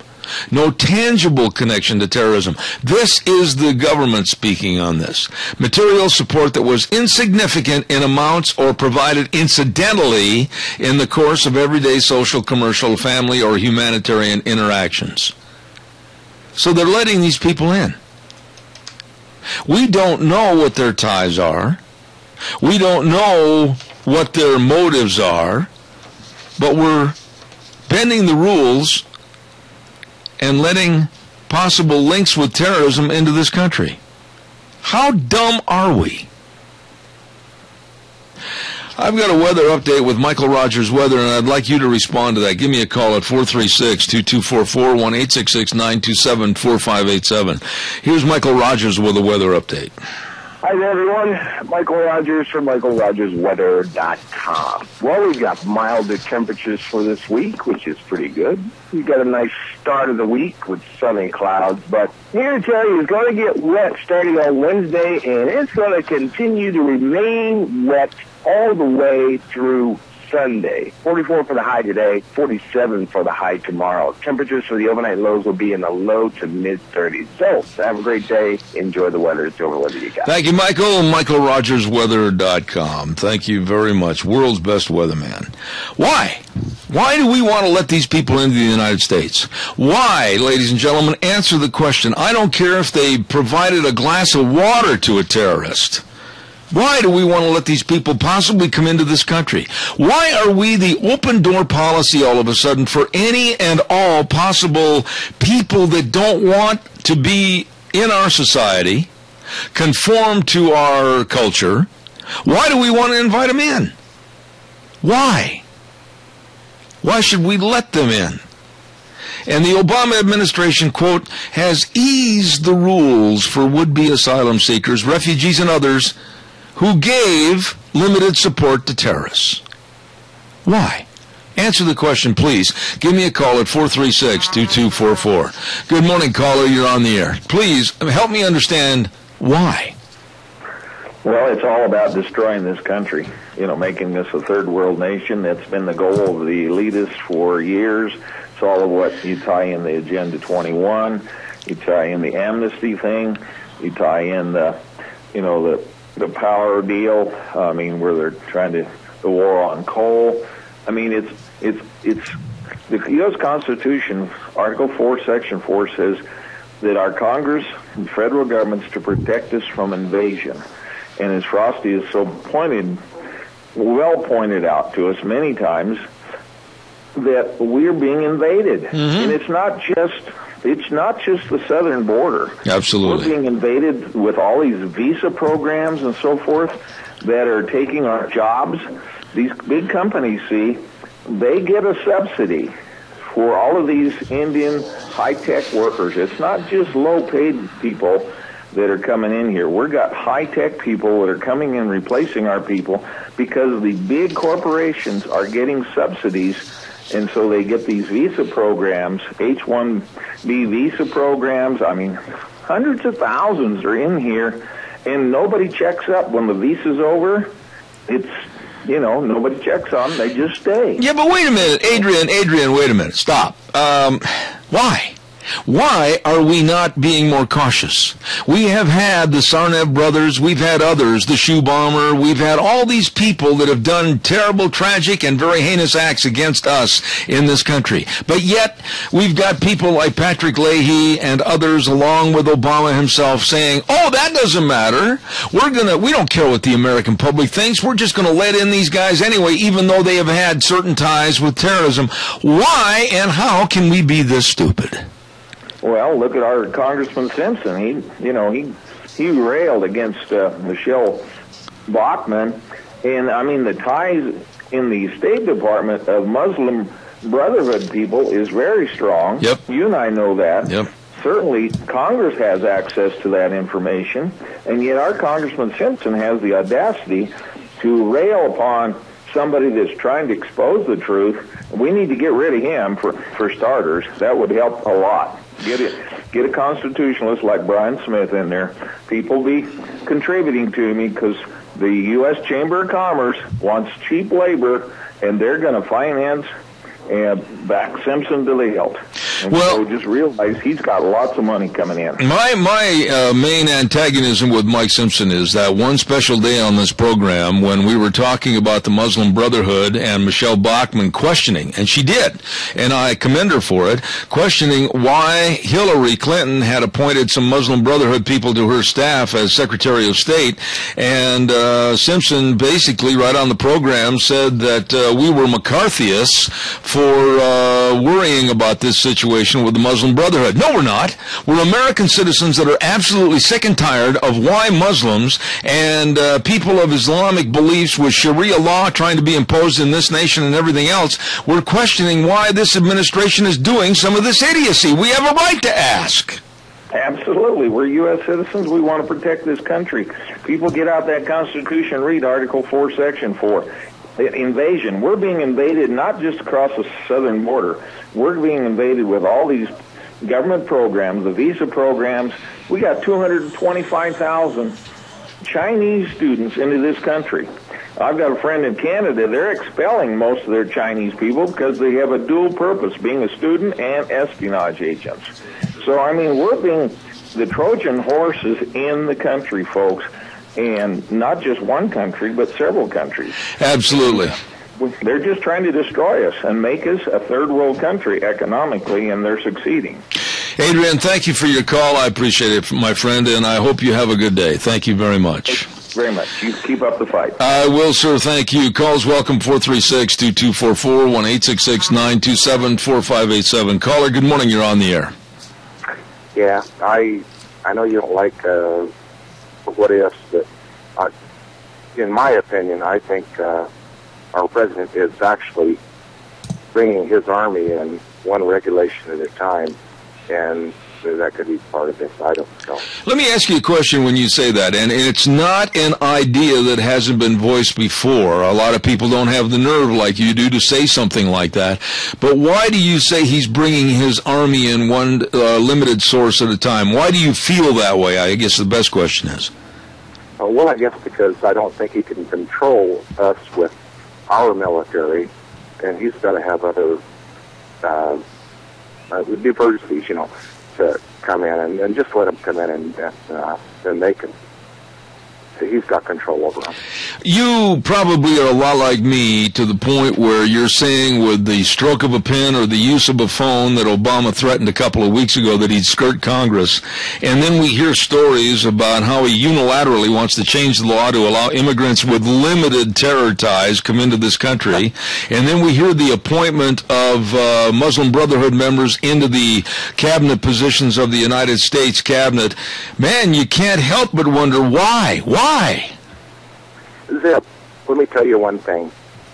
There are no limited to terrorists. What you just said, now, there's no limited. If you're a terrorist, you're a damn terrorist, and that's all I can say. Absolutely. I could not agree with you more, and I appreciate your concern because it's my concern. That's why I'm in a foul mood this morning, because honestly, America is so... This is my opinion, sir. I think that the American public in general is so much now with their hand out in a gimme, gimme, gimme attitude. They don't care or respect themselves enough anymore to stand up for the values of this country, and it's being taken away, and they're oblivious as to how serious it really is. Yep. We need to get our 10D out. I agree. Sir, thank you for your call. God bless. Thanks, have a good day. I agree with him. We've got problems in River City, and it's not that the trombone player can't play his instrument. We've got real problems, let me tell you. Let's ride. Highway 24 between Rupert and Burley. Oh, my goodness, they're open Tuesdays through Saturdays from 9 a.m. to 6 p.m., and they've got all the brand new ATVs, all the different colors, all the different styles, all the different shapes, all the different sizes, all the different engines, everything. And they've got all the snow machines, and they've got all the accessories, and they got the street bikes and the dirt bikes, and... they've got the best parts and service department in the valley. These guys are good. All you have to do is stop over tomorrow. They're open from 9 to 6. Let's ride. It is where the fun is sold. Highway 24 between Rupert and Burley. You stop over and see them today. Calls are welcome, 436-2244, 1-866-927-4587. Gina, are you right there by your microphone? Yeah. I got a question. Do you read the paper every day? No. I religiously read about 3 or 4 different papers. And the one thing I've noticed, and I'm going to comment on here quickly, and I want to get your opinion. The cartoons that are being used in the papers, especially the Times News on the op-ed page, really are a slam to the members of the Republican Party and also conservatives in general. Now, picture this in your mind's eye. You've got a guy standing there with a black T-shirt on that says GOP base, and he looks like a real hick, not real bright. Then you've got a leader of the Republican Party handing Obama a Valentine's Day card. And the guy that looks like a real hick that supposedly represents the GOP base says, and this is the language they wrote in the little circle, "We expect you to hold the debt ceiling increase hostage. Good to see you're delivering the ransom note." And then the guy from the Republican Party looks at his base and says, "Thank God they can't read." In other words, those Republicans and conservatives are dumb enough and not real bright to stand up for what's right in this country, to hold the debt ceiling down and immigration reform. I'm absolutely incensed that they paint a picture of dumb people that can't walk across the street when it says walk instead of don't walk. This is repugnant to me. I haven't seen that particular cartoon, but just what you described, I'm highly offended by it. Yeah. Honestly, because, okay, everybody knows that I used to lean more on the liberal side, and I actually voted Democrat. Now I consider myself more of a constitutionalist than I do anything else, but to call out a political base like that and say, oh, well, these guys are about as bright as a second grader, so don't worry, President, we got this one. That's basically what they're saying. Yeah, and basically the other concept on the other side is that the Democrats right now, and I'll go back to what I talked about in the first hour in its entirety, the Democrats are actually telling people, like Nancy Pelosi, don't worry, you can escape your job, you don't have to work as hard, and you can get free subsidies from the government. My goodness, how horrendous is that? Well, it's just like her saying, oh, well, you know what, we don't know what's in the bill, but we're going to have to pass it first before we can There you go. out. There you go. We'll take 30 seconds for a quick call. Caller, that's all you got is 30 seconds. Real fast. Go ahead. Yeah, maybe you don't have time. Gina, you went to the University of Idaho. I don't know how long ago it's been, but what was the atmosphere like? Was it just, were they informed, or were they just ideologues, or I'll hang up? Yeah, Gina, how has the college changed as far as since you were at school up there? I haven't been up there in a while. When I was up there because I graduated in 2004, it was very liberal, but it was contained, and you had dialogue between the conservatives and the liberals, and now it just seems like it's all liberal now. There's no dialogue. Absolutely. Gina, thank you. And we're going to have Charlie Howell, Commissioner from Jerome County, on the program next hour. We got a whole bunch of things, a plethora of items to go through and discuss with Charlie. So stay tuned. Don't go away. Zeb at the Ranch. I'll be back in 6.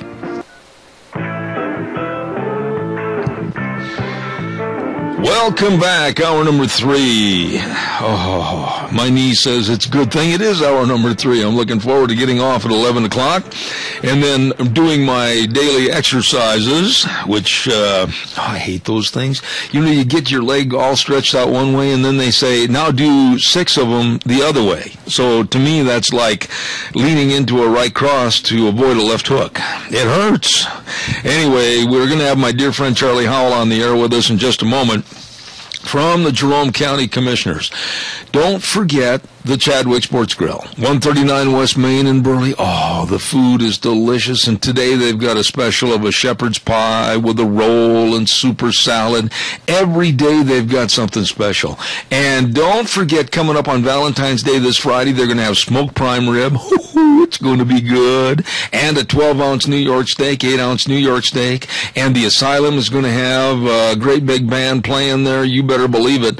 It's going to be a fantastic Valentine's Day party at, of course, the Chadwick Sports Grill, 139 West Main in Burley. Don't miss it.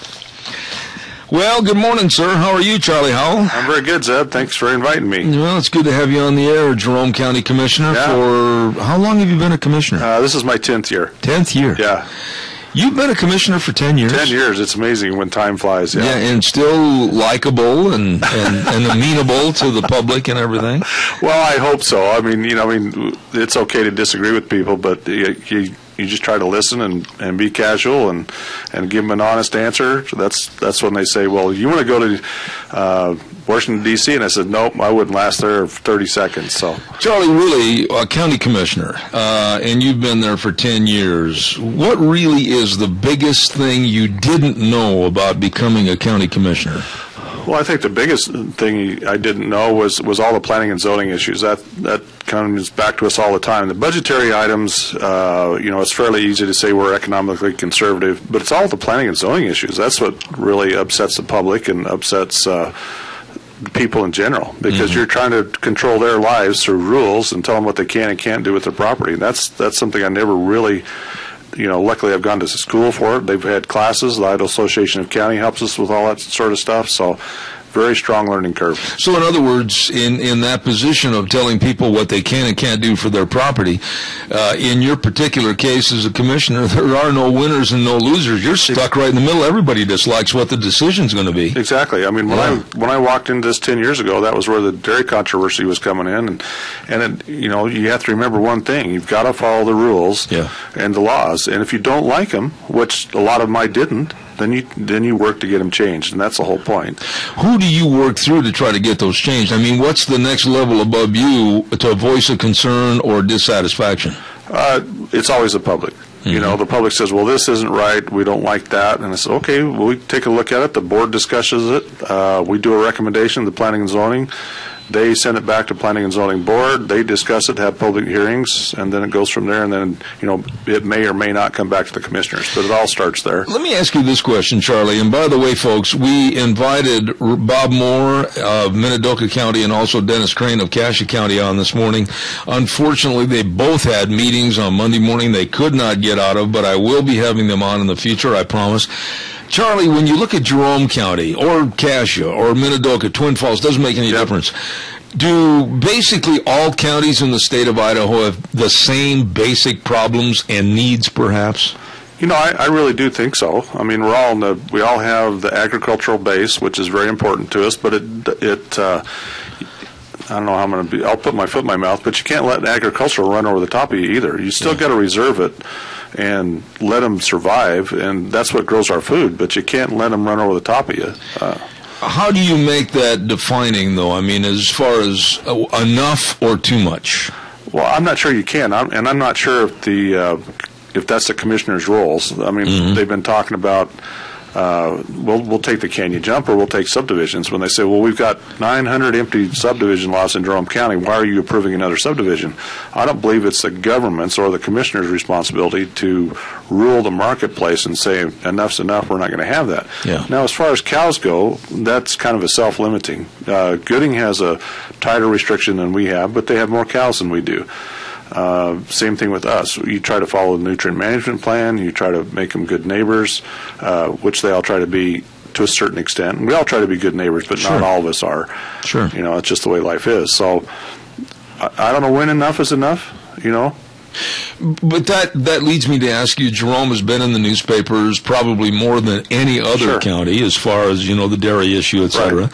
And I can remember vividly 25, 30 years ago, and you can too, Charlie, we were friends then, that Jerome County was absolutely opening the door and saying, come on in, we love you, we want you, we need you, because Jerome County needed the money, they needed the tax base. Exactly. And they came. They did. And you look back on it now, would we change things? Oh, sure, I think so, I believe so.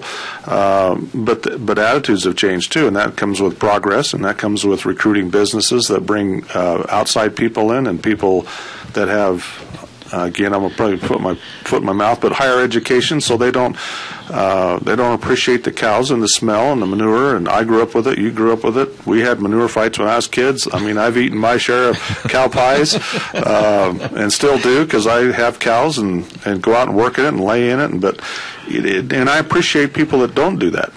Still, I got to have my computer fixed.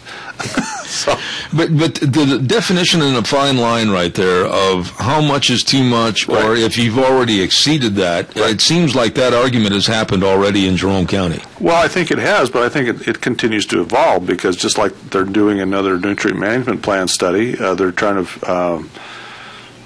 All of a sudden, I'm at a loss of what chemical they get off the manure, and it goes into the water. But that's what we need to look at. You got to follow that, because I drink the same water as everybody else drinks, and that's the key. So. Well, where is Jerome County right now? I mean, from, let's say, 25 years ago, 30 years ago, begging for business and begging for a tax base, they were really on the ropes, and it didn't look like they were going to make the 10th round, and then all of a sudden it looks like you're doing very well. Doing very well. The city, with their sewer levy, is going to increase that part. It was announced in our local paper, a packing plant has applied to Jerome County for a permit to come in, 100 jobs. The Smith boys out of, I want to say, I can't think of it now. I'm not sure. They're out of Utah. I was going to say Smithfield, but I don't think that's right, is it? I can't. Okay. Draper. There we go. Okay. And, we're excited to see that, because that's a company that fits right in there. They're not going to use sewer and water to a certain extent. It's all going to be, my understanding is, self-enclosed and bring it in, process it, ship it out.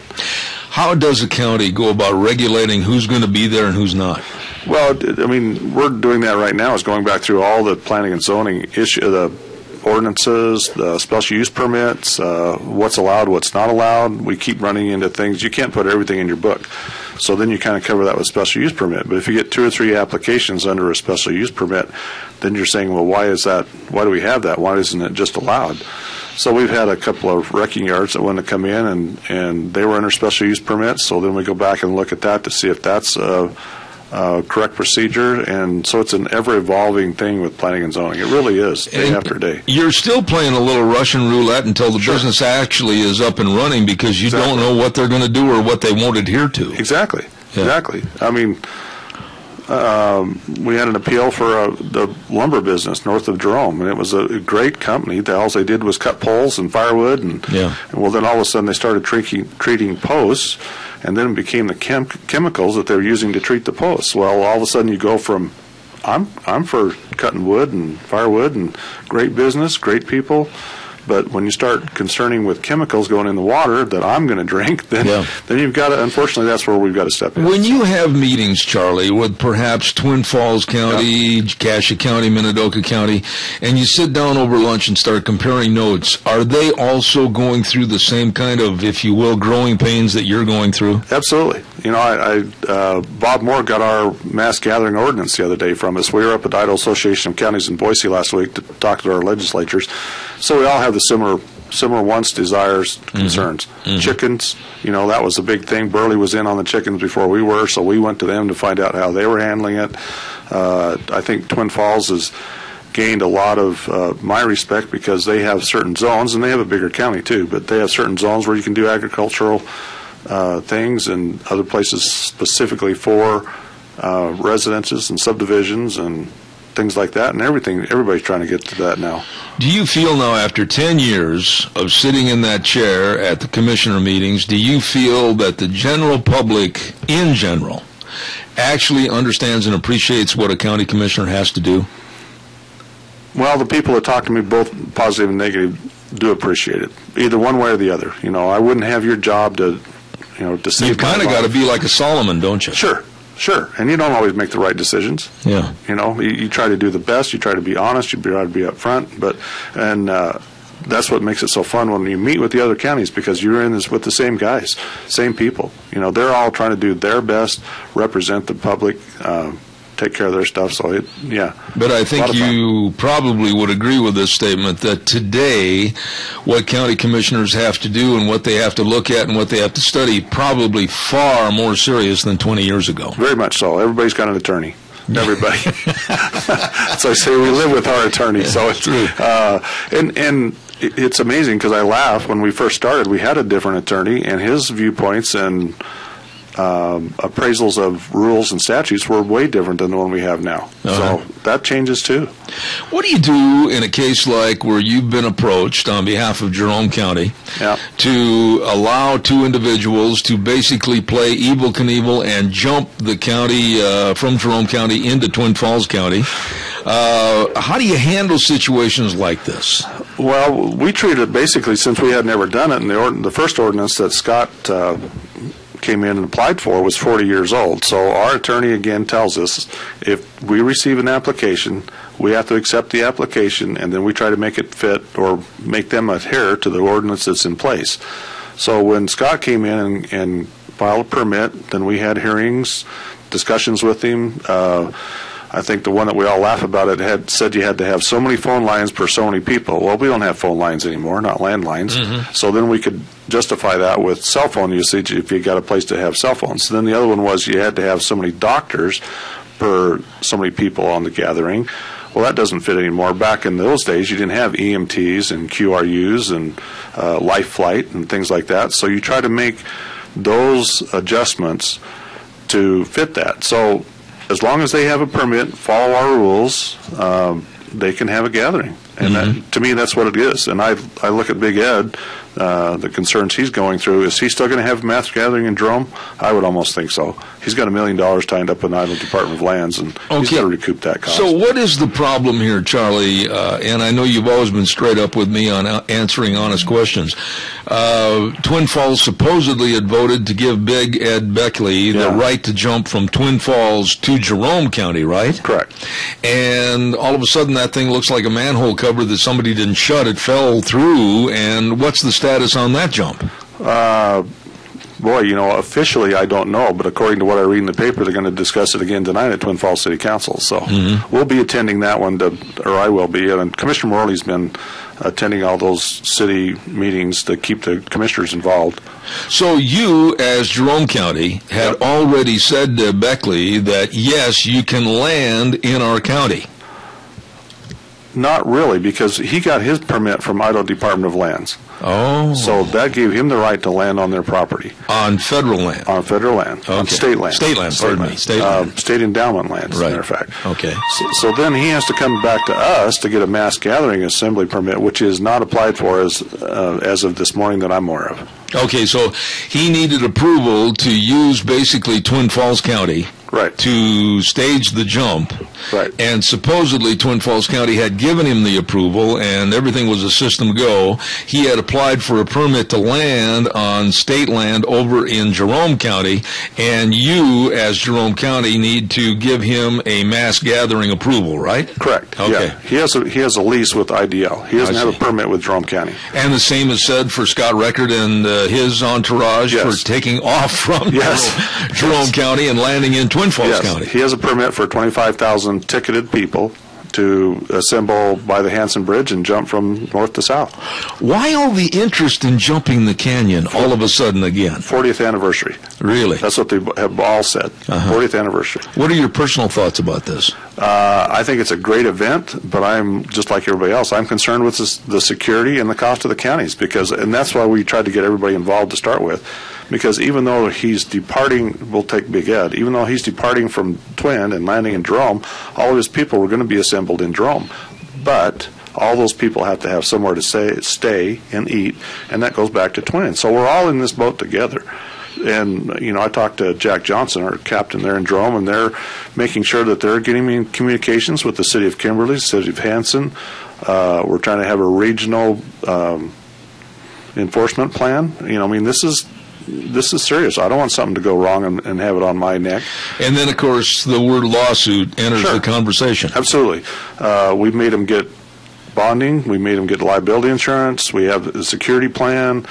Are we requiring that? We don't have one in hand yet, but that's like Twin. You've got a certain amount of time. We'll give you this permit if you fulfill these options. Just like liability. It makes no sense for us to tell him you've got to have a liability plan right now when he's not going to jump till September. Let me ask you a question here, Charlie, and this is maybe away from the subject matter somewhat, but it's often bothered me. Sure. Why do we, as a populace here living in southern Idaho, allow bridge jumping on either side, the Jerome or the Twin Falls side of the bridge? I mean, it's a traffic hazard. Yeah. It's absolutely devastating as far as injury status is concerned. Why do we allow that on a public bridge? That's not our area of concern because that's the state bridge. So state bridge, they can get away with it. Right. So you as a Jerome County commissioner, you don't have to worry about anything with the bridge jumping? Well, everything comes back to the county. So, it comes back to taxpayers. It really does because search and rescue, they're volunteer, but we support the search and rescue, ambulance service. Some of those are paid for because, they bill that cost. But it still comes back to us. We have to send the deputies out who get getting paid. So it is a concern to us, but we don't regulate that. I would think if we went to the state as county commissioners between Jerome and Twin and say, hey, we want to outlaw this, they would look at it, but they would have the final say. We don't. So in other words, basically people that want to complain about this would have to complain to the state per se to say that they'd like to see this stopped. For the bridge, jumping off the bridge, yes. Yeah. For the mass gathering, again, it's an ordinance, and if they meet the rules, they can get the ordinance. Now, personal opinion. Permit, do you think that your opinion that Big Ed will finally get the right to go from Twin Falls to Jerome, and will the two Scotts go from Jerome to Twin Falls? Well, the two Scotts they're right on track. They're up and going. They've started the ramp, is my understanding. So they're going to get it done, is what I understand. Now, as far as Big Ed goes, my personal opinion still is he's going to have a mass gathering because he's got $1 million tied up in the IDL land, and he's got to get his money back somehow or another. So whether he jumps or doesn't jump, that still puts Jerome County on the target because we're going to have the mass gathering. Twin Falls when he jumped, he was only going to have about 150 people on the Twin Falls side. I see. Charlie, this means more work for you as a commissioner, doesn't it? It does. We've been meeting outside meetings. We've talked to the ISP, the Transportation Department. Scott had a meeting with Twin Falls County the other day. We all went to that. It's a lot more meetings, a lot more time. And you have a real-life job, too, or you did the last time I talked to you. Well, it's amazing because I try to keep my billing caught up with. I go home and change clothes and go do service calls or bigger projects and then come home and take a shower and then go back to meetings if I need to go back to meetings. So it gets a little hectic, but I still enjoy the people. They're great. So what else besides the dairy issues, ag issues, and of course these jumps coming up, what other issues are you concerned about for Jerome County? Before we get off the jump, too, remind everybody, there is a meeting at Anderson Camp, not this Wednesday, but next Wednesday. I believe it's the 19th, 7 p.m., and Scott Record will be there to talk about his jump and the concerns, and his security guy will be there. I want to make sure that I'll be trying to get that out as much as possible. It's not an official county meeting, but he's willing to come and talk to him, and I believe Commissioner Romer and Commissioner Morley will both be there. Boy. Some of the other stuff we look at is obviously our jail, and you know, I mean, that's just obviously I'm smiling. We've talked about that a little bit, haven't we? Every time I bring up the jail, I smile because it's such a great project. When we went to Idaho Association of County, everybody talks about it. It's a flagship in the state of Idaho that Jerome County got a bond passed for a jail, and I'm very proud of that. Really am.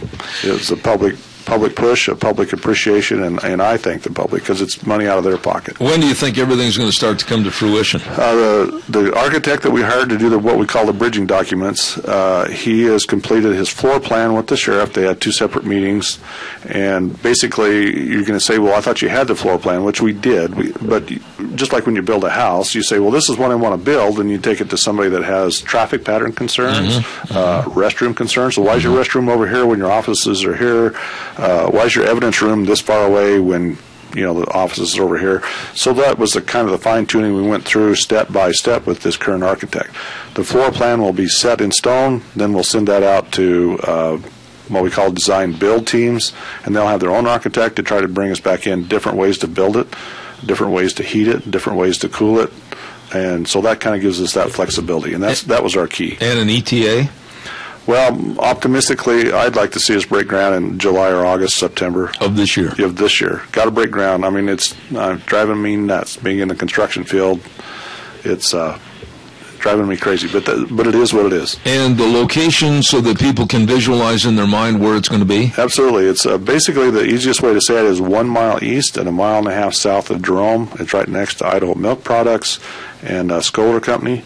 It's right on the corner of T Street, back to the south. It encompasses 8 acres, which we purchased already. So that's a big load off our mind.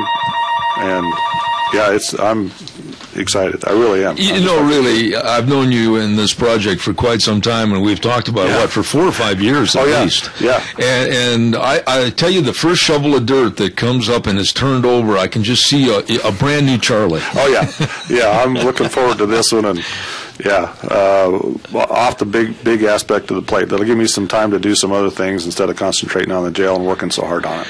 What we're going to do, ladies and gentlemen, with Charlie Howell, Jerome County Commissioner, is we're going to come back after the break, and we're going to discuss something very, very serious. It's called the Ag-Gag Bill, and it goes a lot deeper than just the dairy industry, and we're going to talk to Charlie about that in just a few minutes, so stay tuned. Don't forget, for your Valentine's Day sweeties, stop over to the bookstore at 515 5th Street in Rupert. They've got the caramel-filled chocolate hearts. They are so good, and they've got all the different delicious flavors of fudge, like pralines and cream and Rocky Road cookies and cream, you name it, it's there, peppermint chocolate, many, many more. And they've got all your Valentine's cards, everything right there at the bookstore, 515 5th Street in Rupert. You stop over, and they wish you and yours a very happy Valentine's Day. And don't forget, too, Mad River Laser.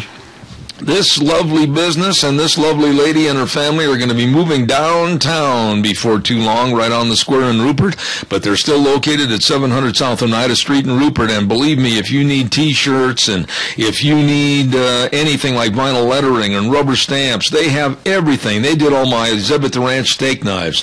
Absolutely the best people around for all these type of projects. Mad River Laser, the best, I guarantee it, at 700 South Oneida in Rupert, wishing you and yours a very happy Valentine's Day. We're going to take a little break and send it back over to Gina. We'll be back in 3 minutes with more with Jerome County Commissioner Charlie Howell. And now back to Zeb at the Ranch on AM 1230 KBAR. To reach Zeb, call 436-2244 or toll free 1-866-927-4587. And now, here is Zeb Bell. Oh, welcome back, Zeb at the Ranch on a Monday. Blue sky. And what I can't believe is, just a couple of days ago, we had 9 inches of snow at this place. And the next day, we had 27 inches of water. That's true. Goodness, it did melt in a hurry. Derry. Don't forget, on Thursdays we have a program segment called School Days in Cassia County, and we'd like to thank A Child's World at 1308 Oberlin Avenue in Burley. They've got the Smooth Bee hairbrushes for your little girls. As advertised, they'll put an end to the tears and all the tangled hair.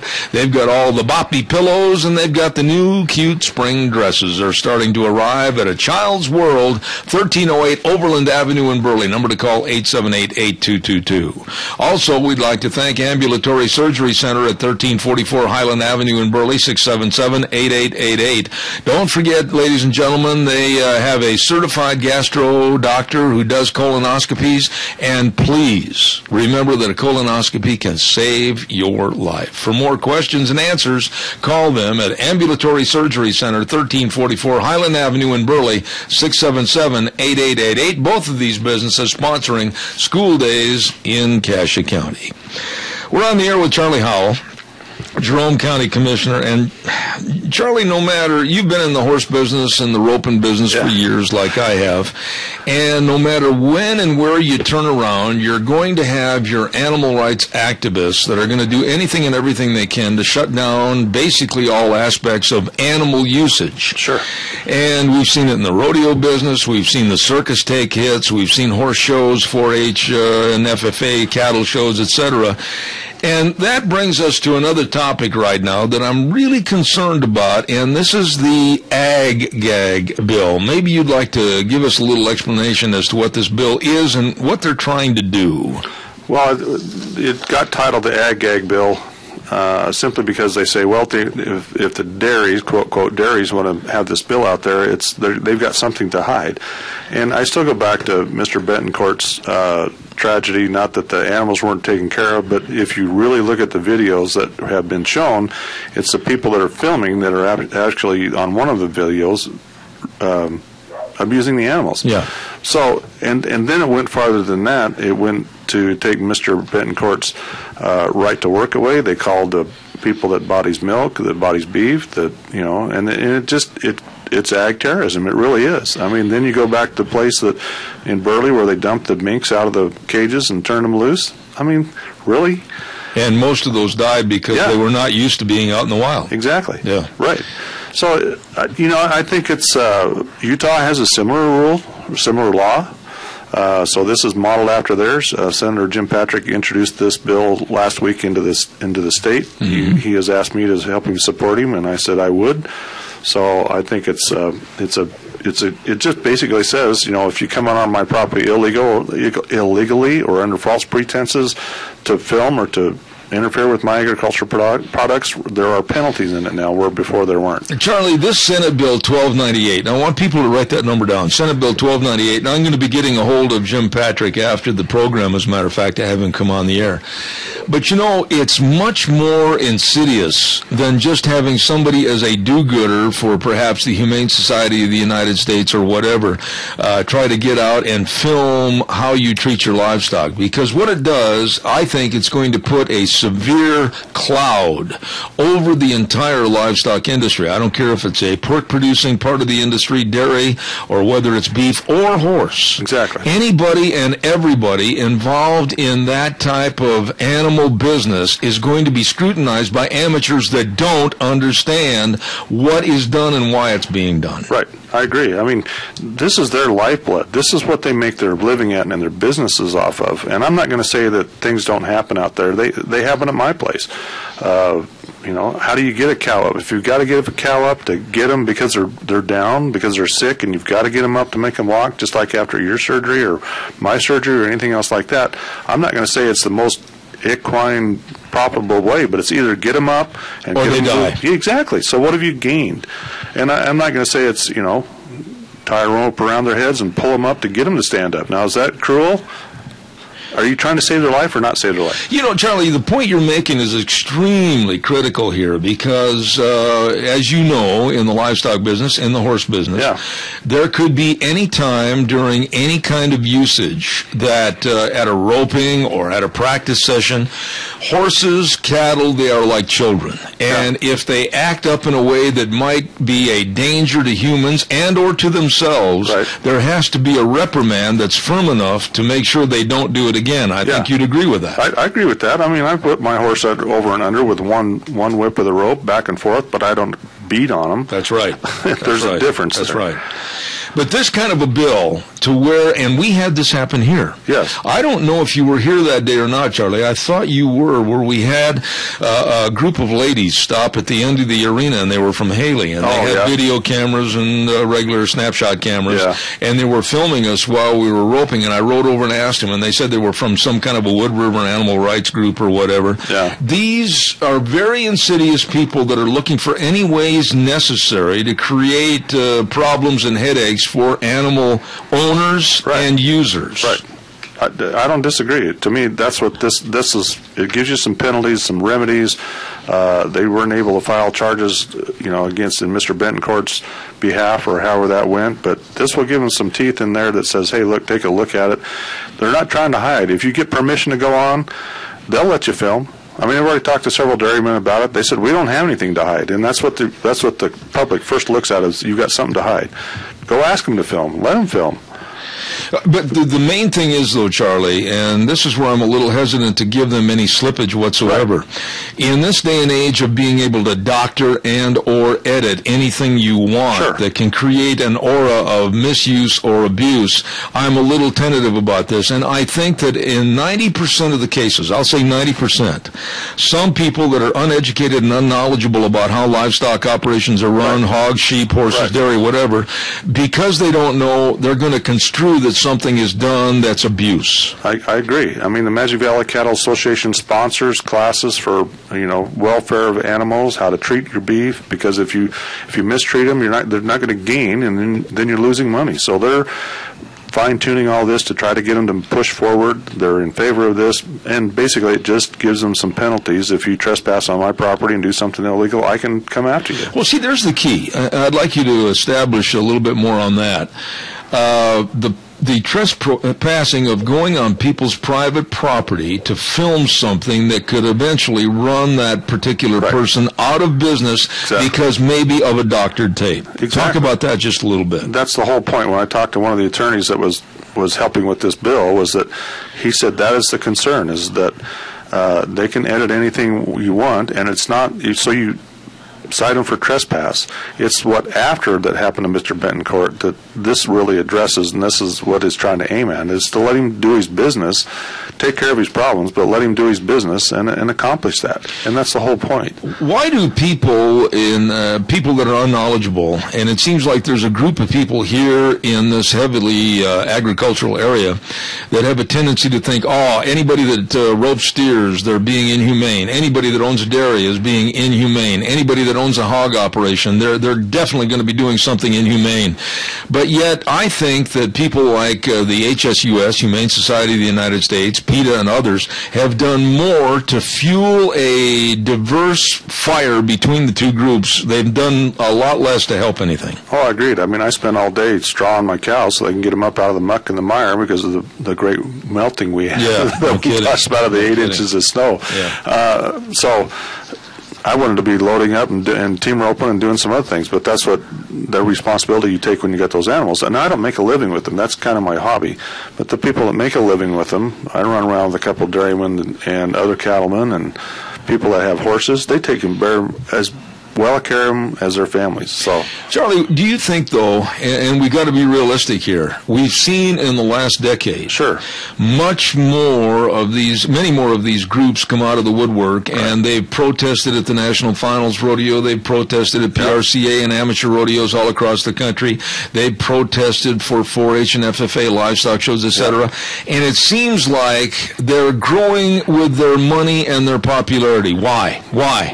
Well, I'm not sure. You play on somebody's string of your heart, and some of the people, as far as I'm concerned, push this issue simply to have a job, to get some income. I mean, that's as far as I can tell. I don't know why it is, but that's as far as I can tell, is that this is a job for me. I get paid for it. If you sue somebody under certain rules, you get reimbursed by the state because it's something to do with those state laws of if you can't have the money to to do it, they'll reimburse you to do it. And that's what happens to Marvel. That's how he gets his money, a lot of it. Mm-hmm. Not all of it, but a lot of it. And that's the way some other people are doing it. Well, if they can do it, this is a good idea, we'll do it. And that's how they get their stuff. A state like Idaho that I still think most of the money in the coffers comes from and is derived from agriculture. Right. This would be devastating, wouldn't it? Absolutely, yeah. I mean, could agriculture go on without it? Yeah, they have before. But this is the problem, just like we're talking about ordinances and laws. This is a problem that's come up. Now let's try to fix it. Do you think that we've got, and I got to go back to a little story that happened back in New York City not too long ago. There's been some people that said, we're no longer owners of livestock, we're just their caretakers. Remember that bill they tried to have pushed forth and everything? That's also very scary with some of the Eastern influence and some of the big money back east as to we really don't own animals anymore. Yeah, I don't know what to say to that one. I'm flabbergasted. I mean, I'll go back to the horse slaughter thing. I mean, I cry when I put a couple of horses down, and I've cried when they've left. Absolutely. But I don't know. It's so frustrating that you can't send them somewhere that they can be productive, just like organ donations or things like that. You bring up an excellent point, and most of the people, Charlie, are not attuned as to really what happens to these animals without a slaughter plant facility.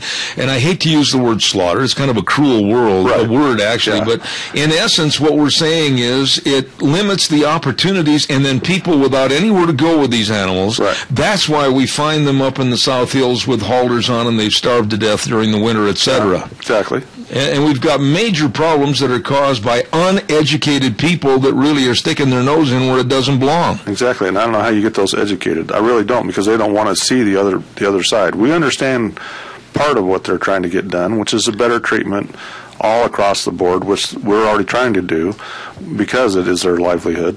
But they don't understand our point of view of this is a way of life. They're still not, I don't know. Frustrated. Do you think a bill like this, if the Humane Society of the United States and they try to stop this Senate Bill 1298, if they do get it stopped once, I'm afraid they probably will keep on trying. What are your thoughts? Oh, sure. Yeah, absolutely. One success breeds another success. Yeah. Absolutely. And they've already, my understanding is they had a protest. We came home Wednesday night or Thursday morning, and they had a protest when Senator Patrick introduced this bill that you're just trying to hide stuff, you're trying to let them beat their animals and things like that, and that's not even close to the truth. Yeah.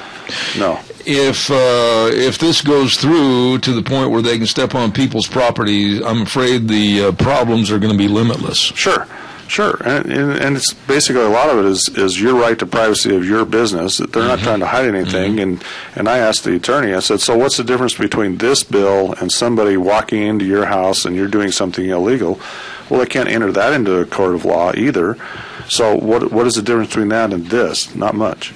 Really? Even though they're doing something, an illegal activity, we're slowly losing our rights, and I argue with our public defender all the time, and he says, if I didn't fight for your rights, who is going to fight for my rights? Even though I let certain people loose on quote technicalities, and they hate that term too, but it's the same point. It's our freedom to assemble, or freedom to do our business.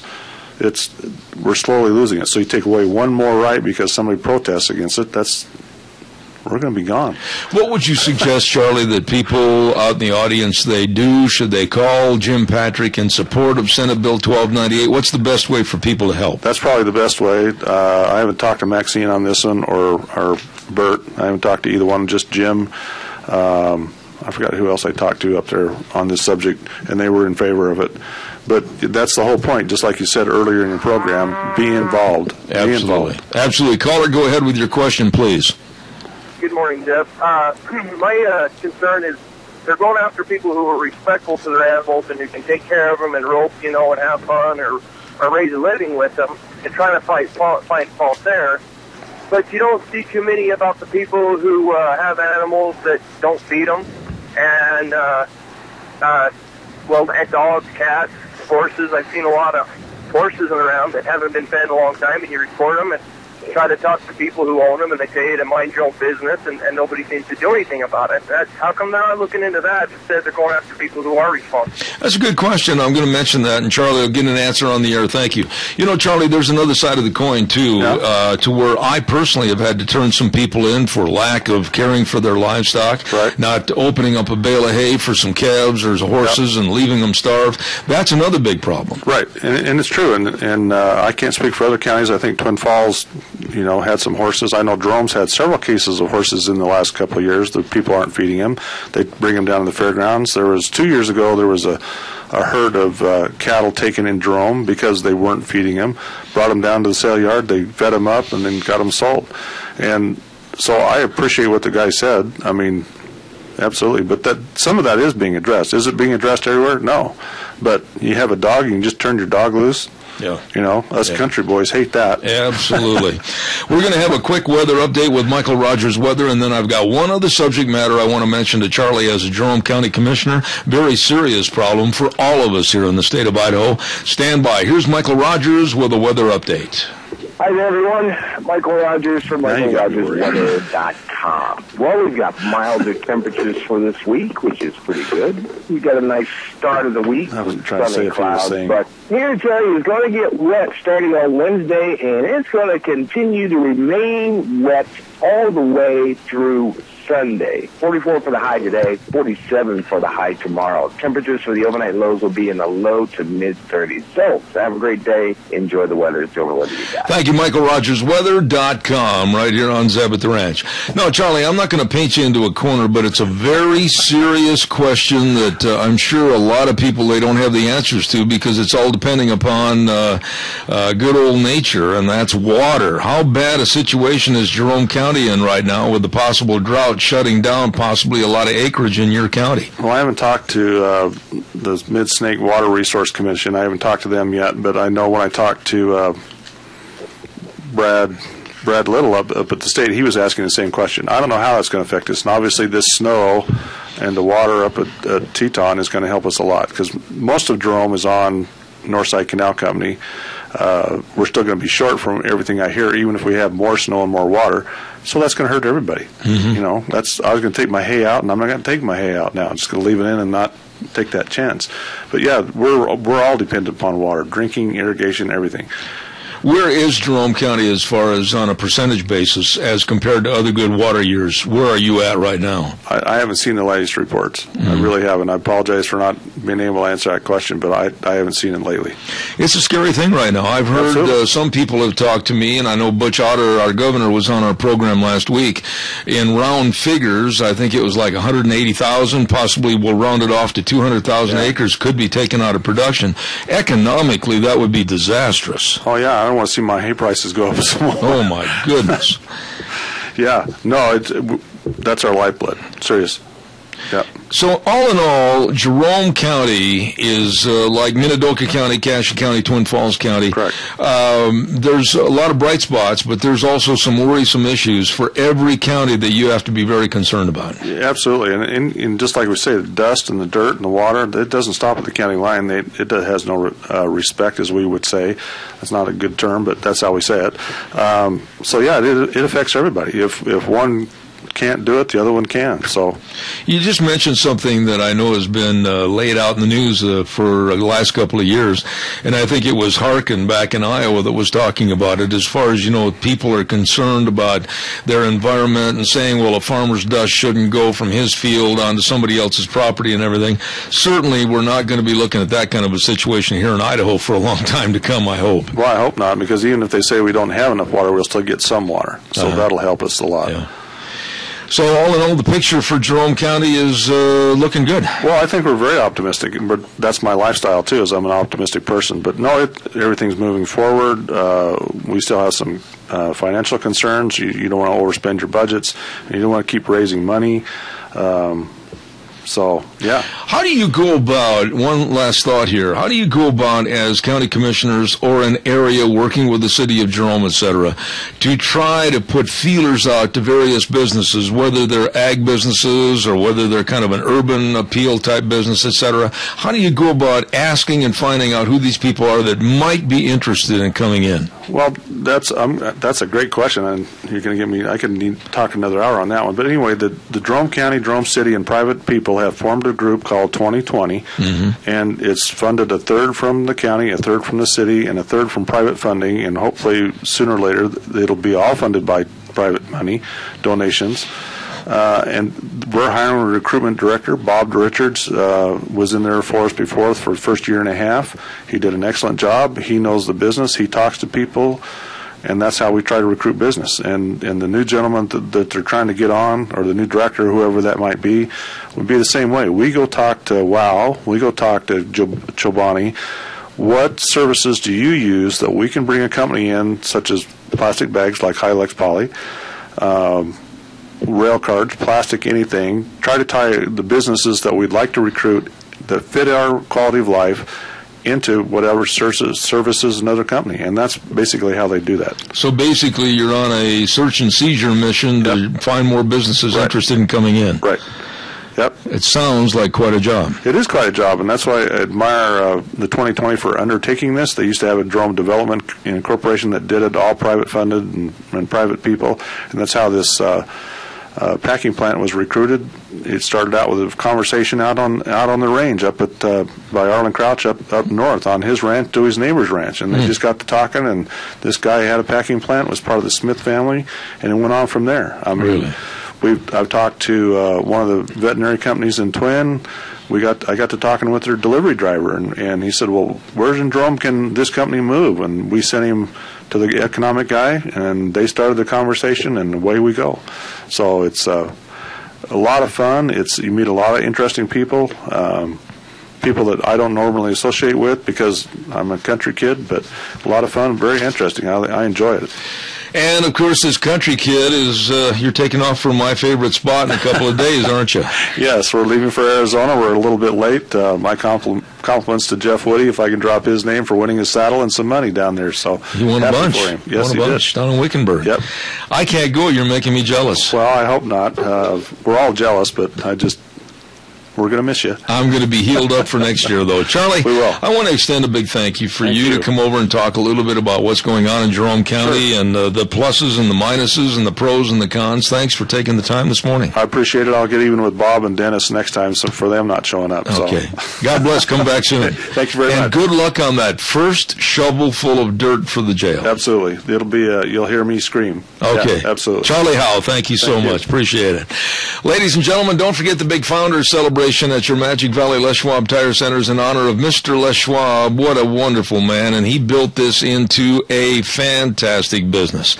There are 7 great locations serving you all over the Magic Valley. Stop in and see Lane and Rupert, Dave on Blue Lakes and Twin, Mike and Buell, Mike and Jerome, the Twist family and Paul, John on Poline and Twin Falls, and Randy on Overland and Burley.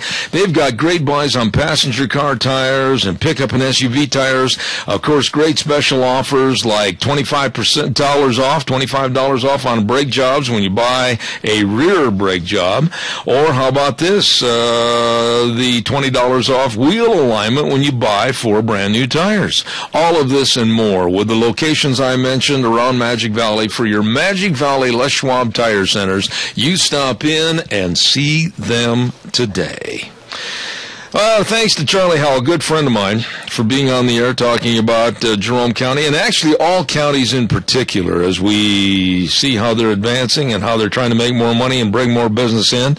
Tomorrow, we're going to have Dr. History, and then we're going to have, on behalf of the Concerned Veterans for America, a lady by the name of June Horton is going to be on the program, along with many other great guests. All of that tomorrow on Tuesday's program of Zeb at the Ranch.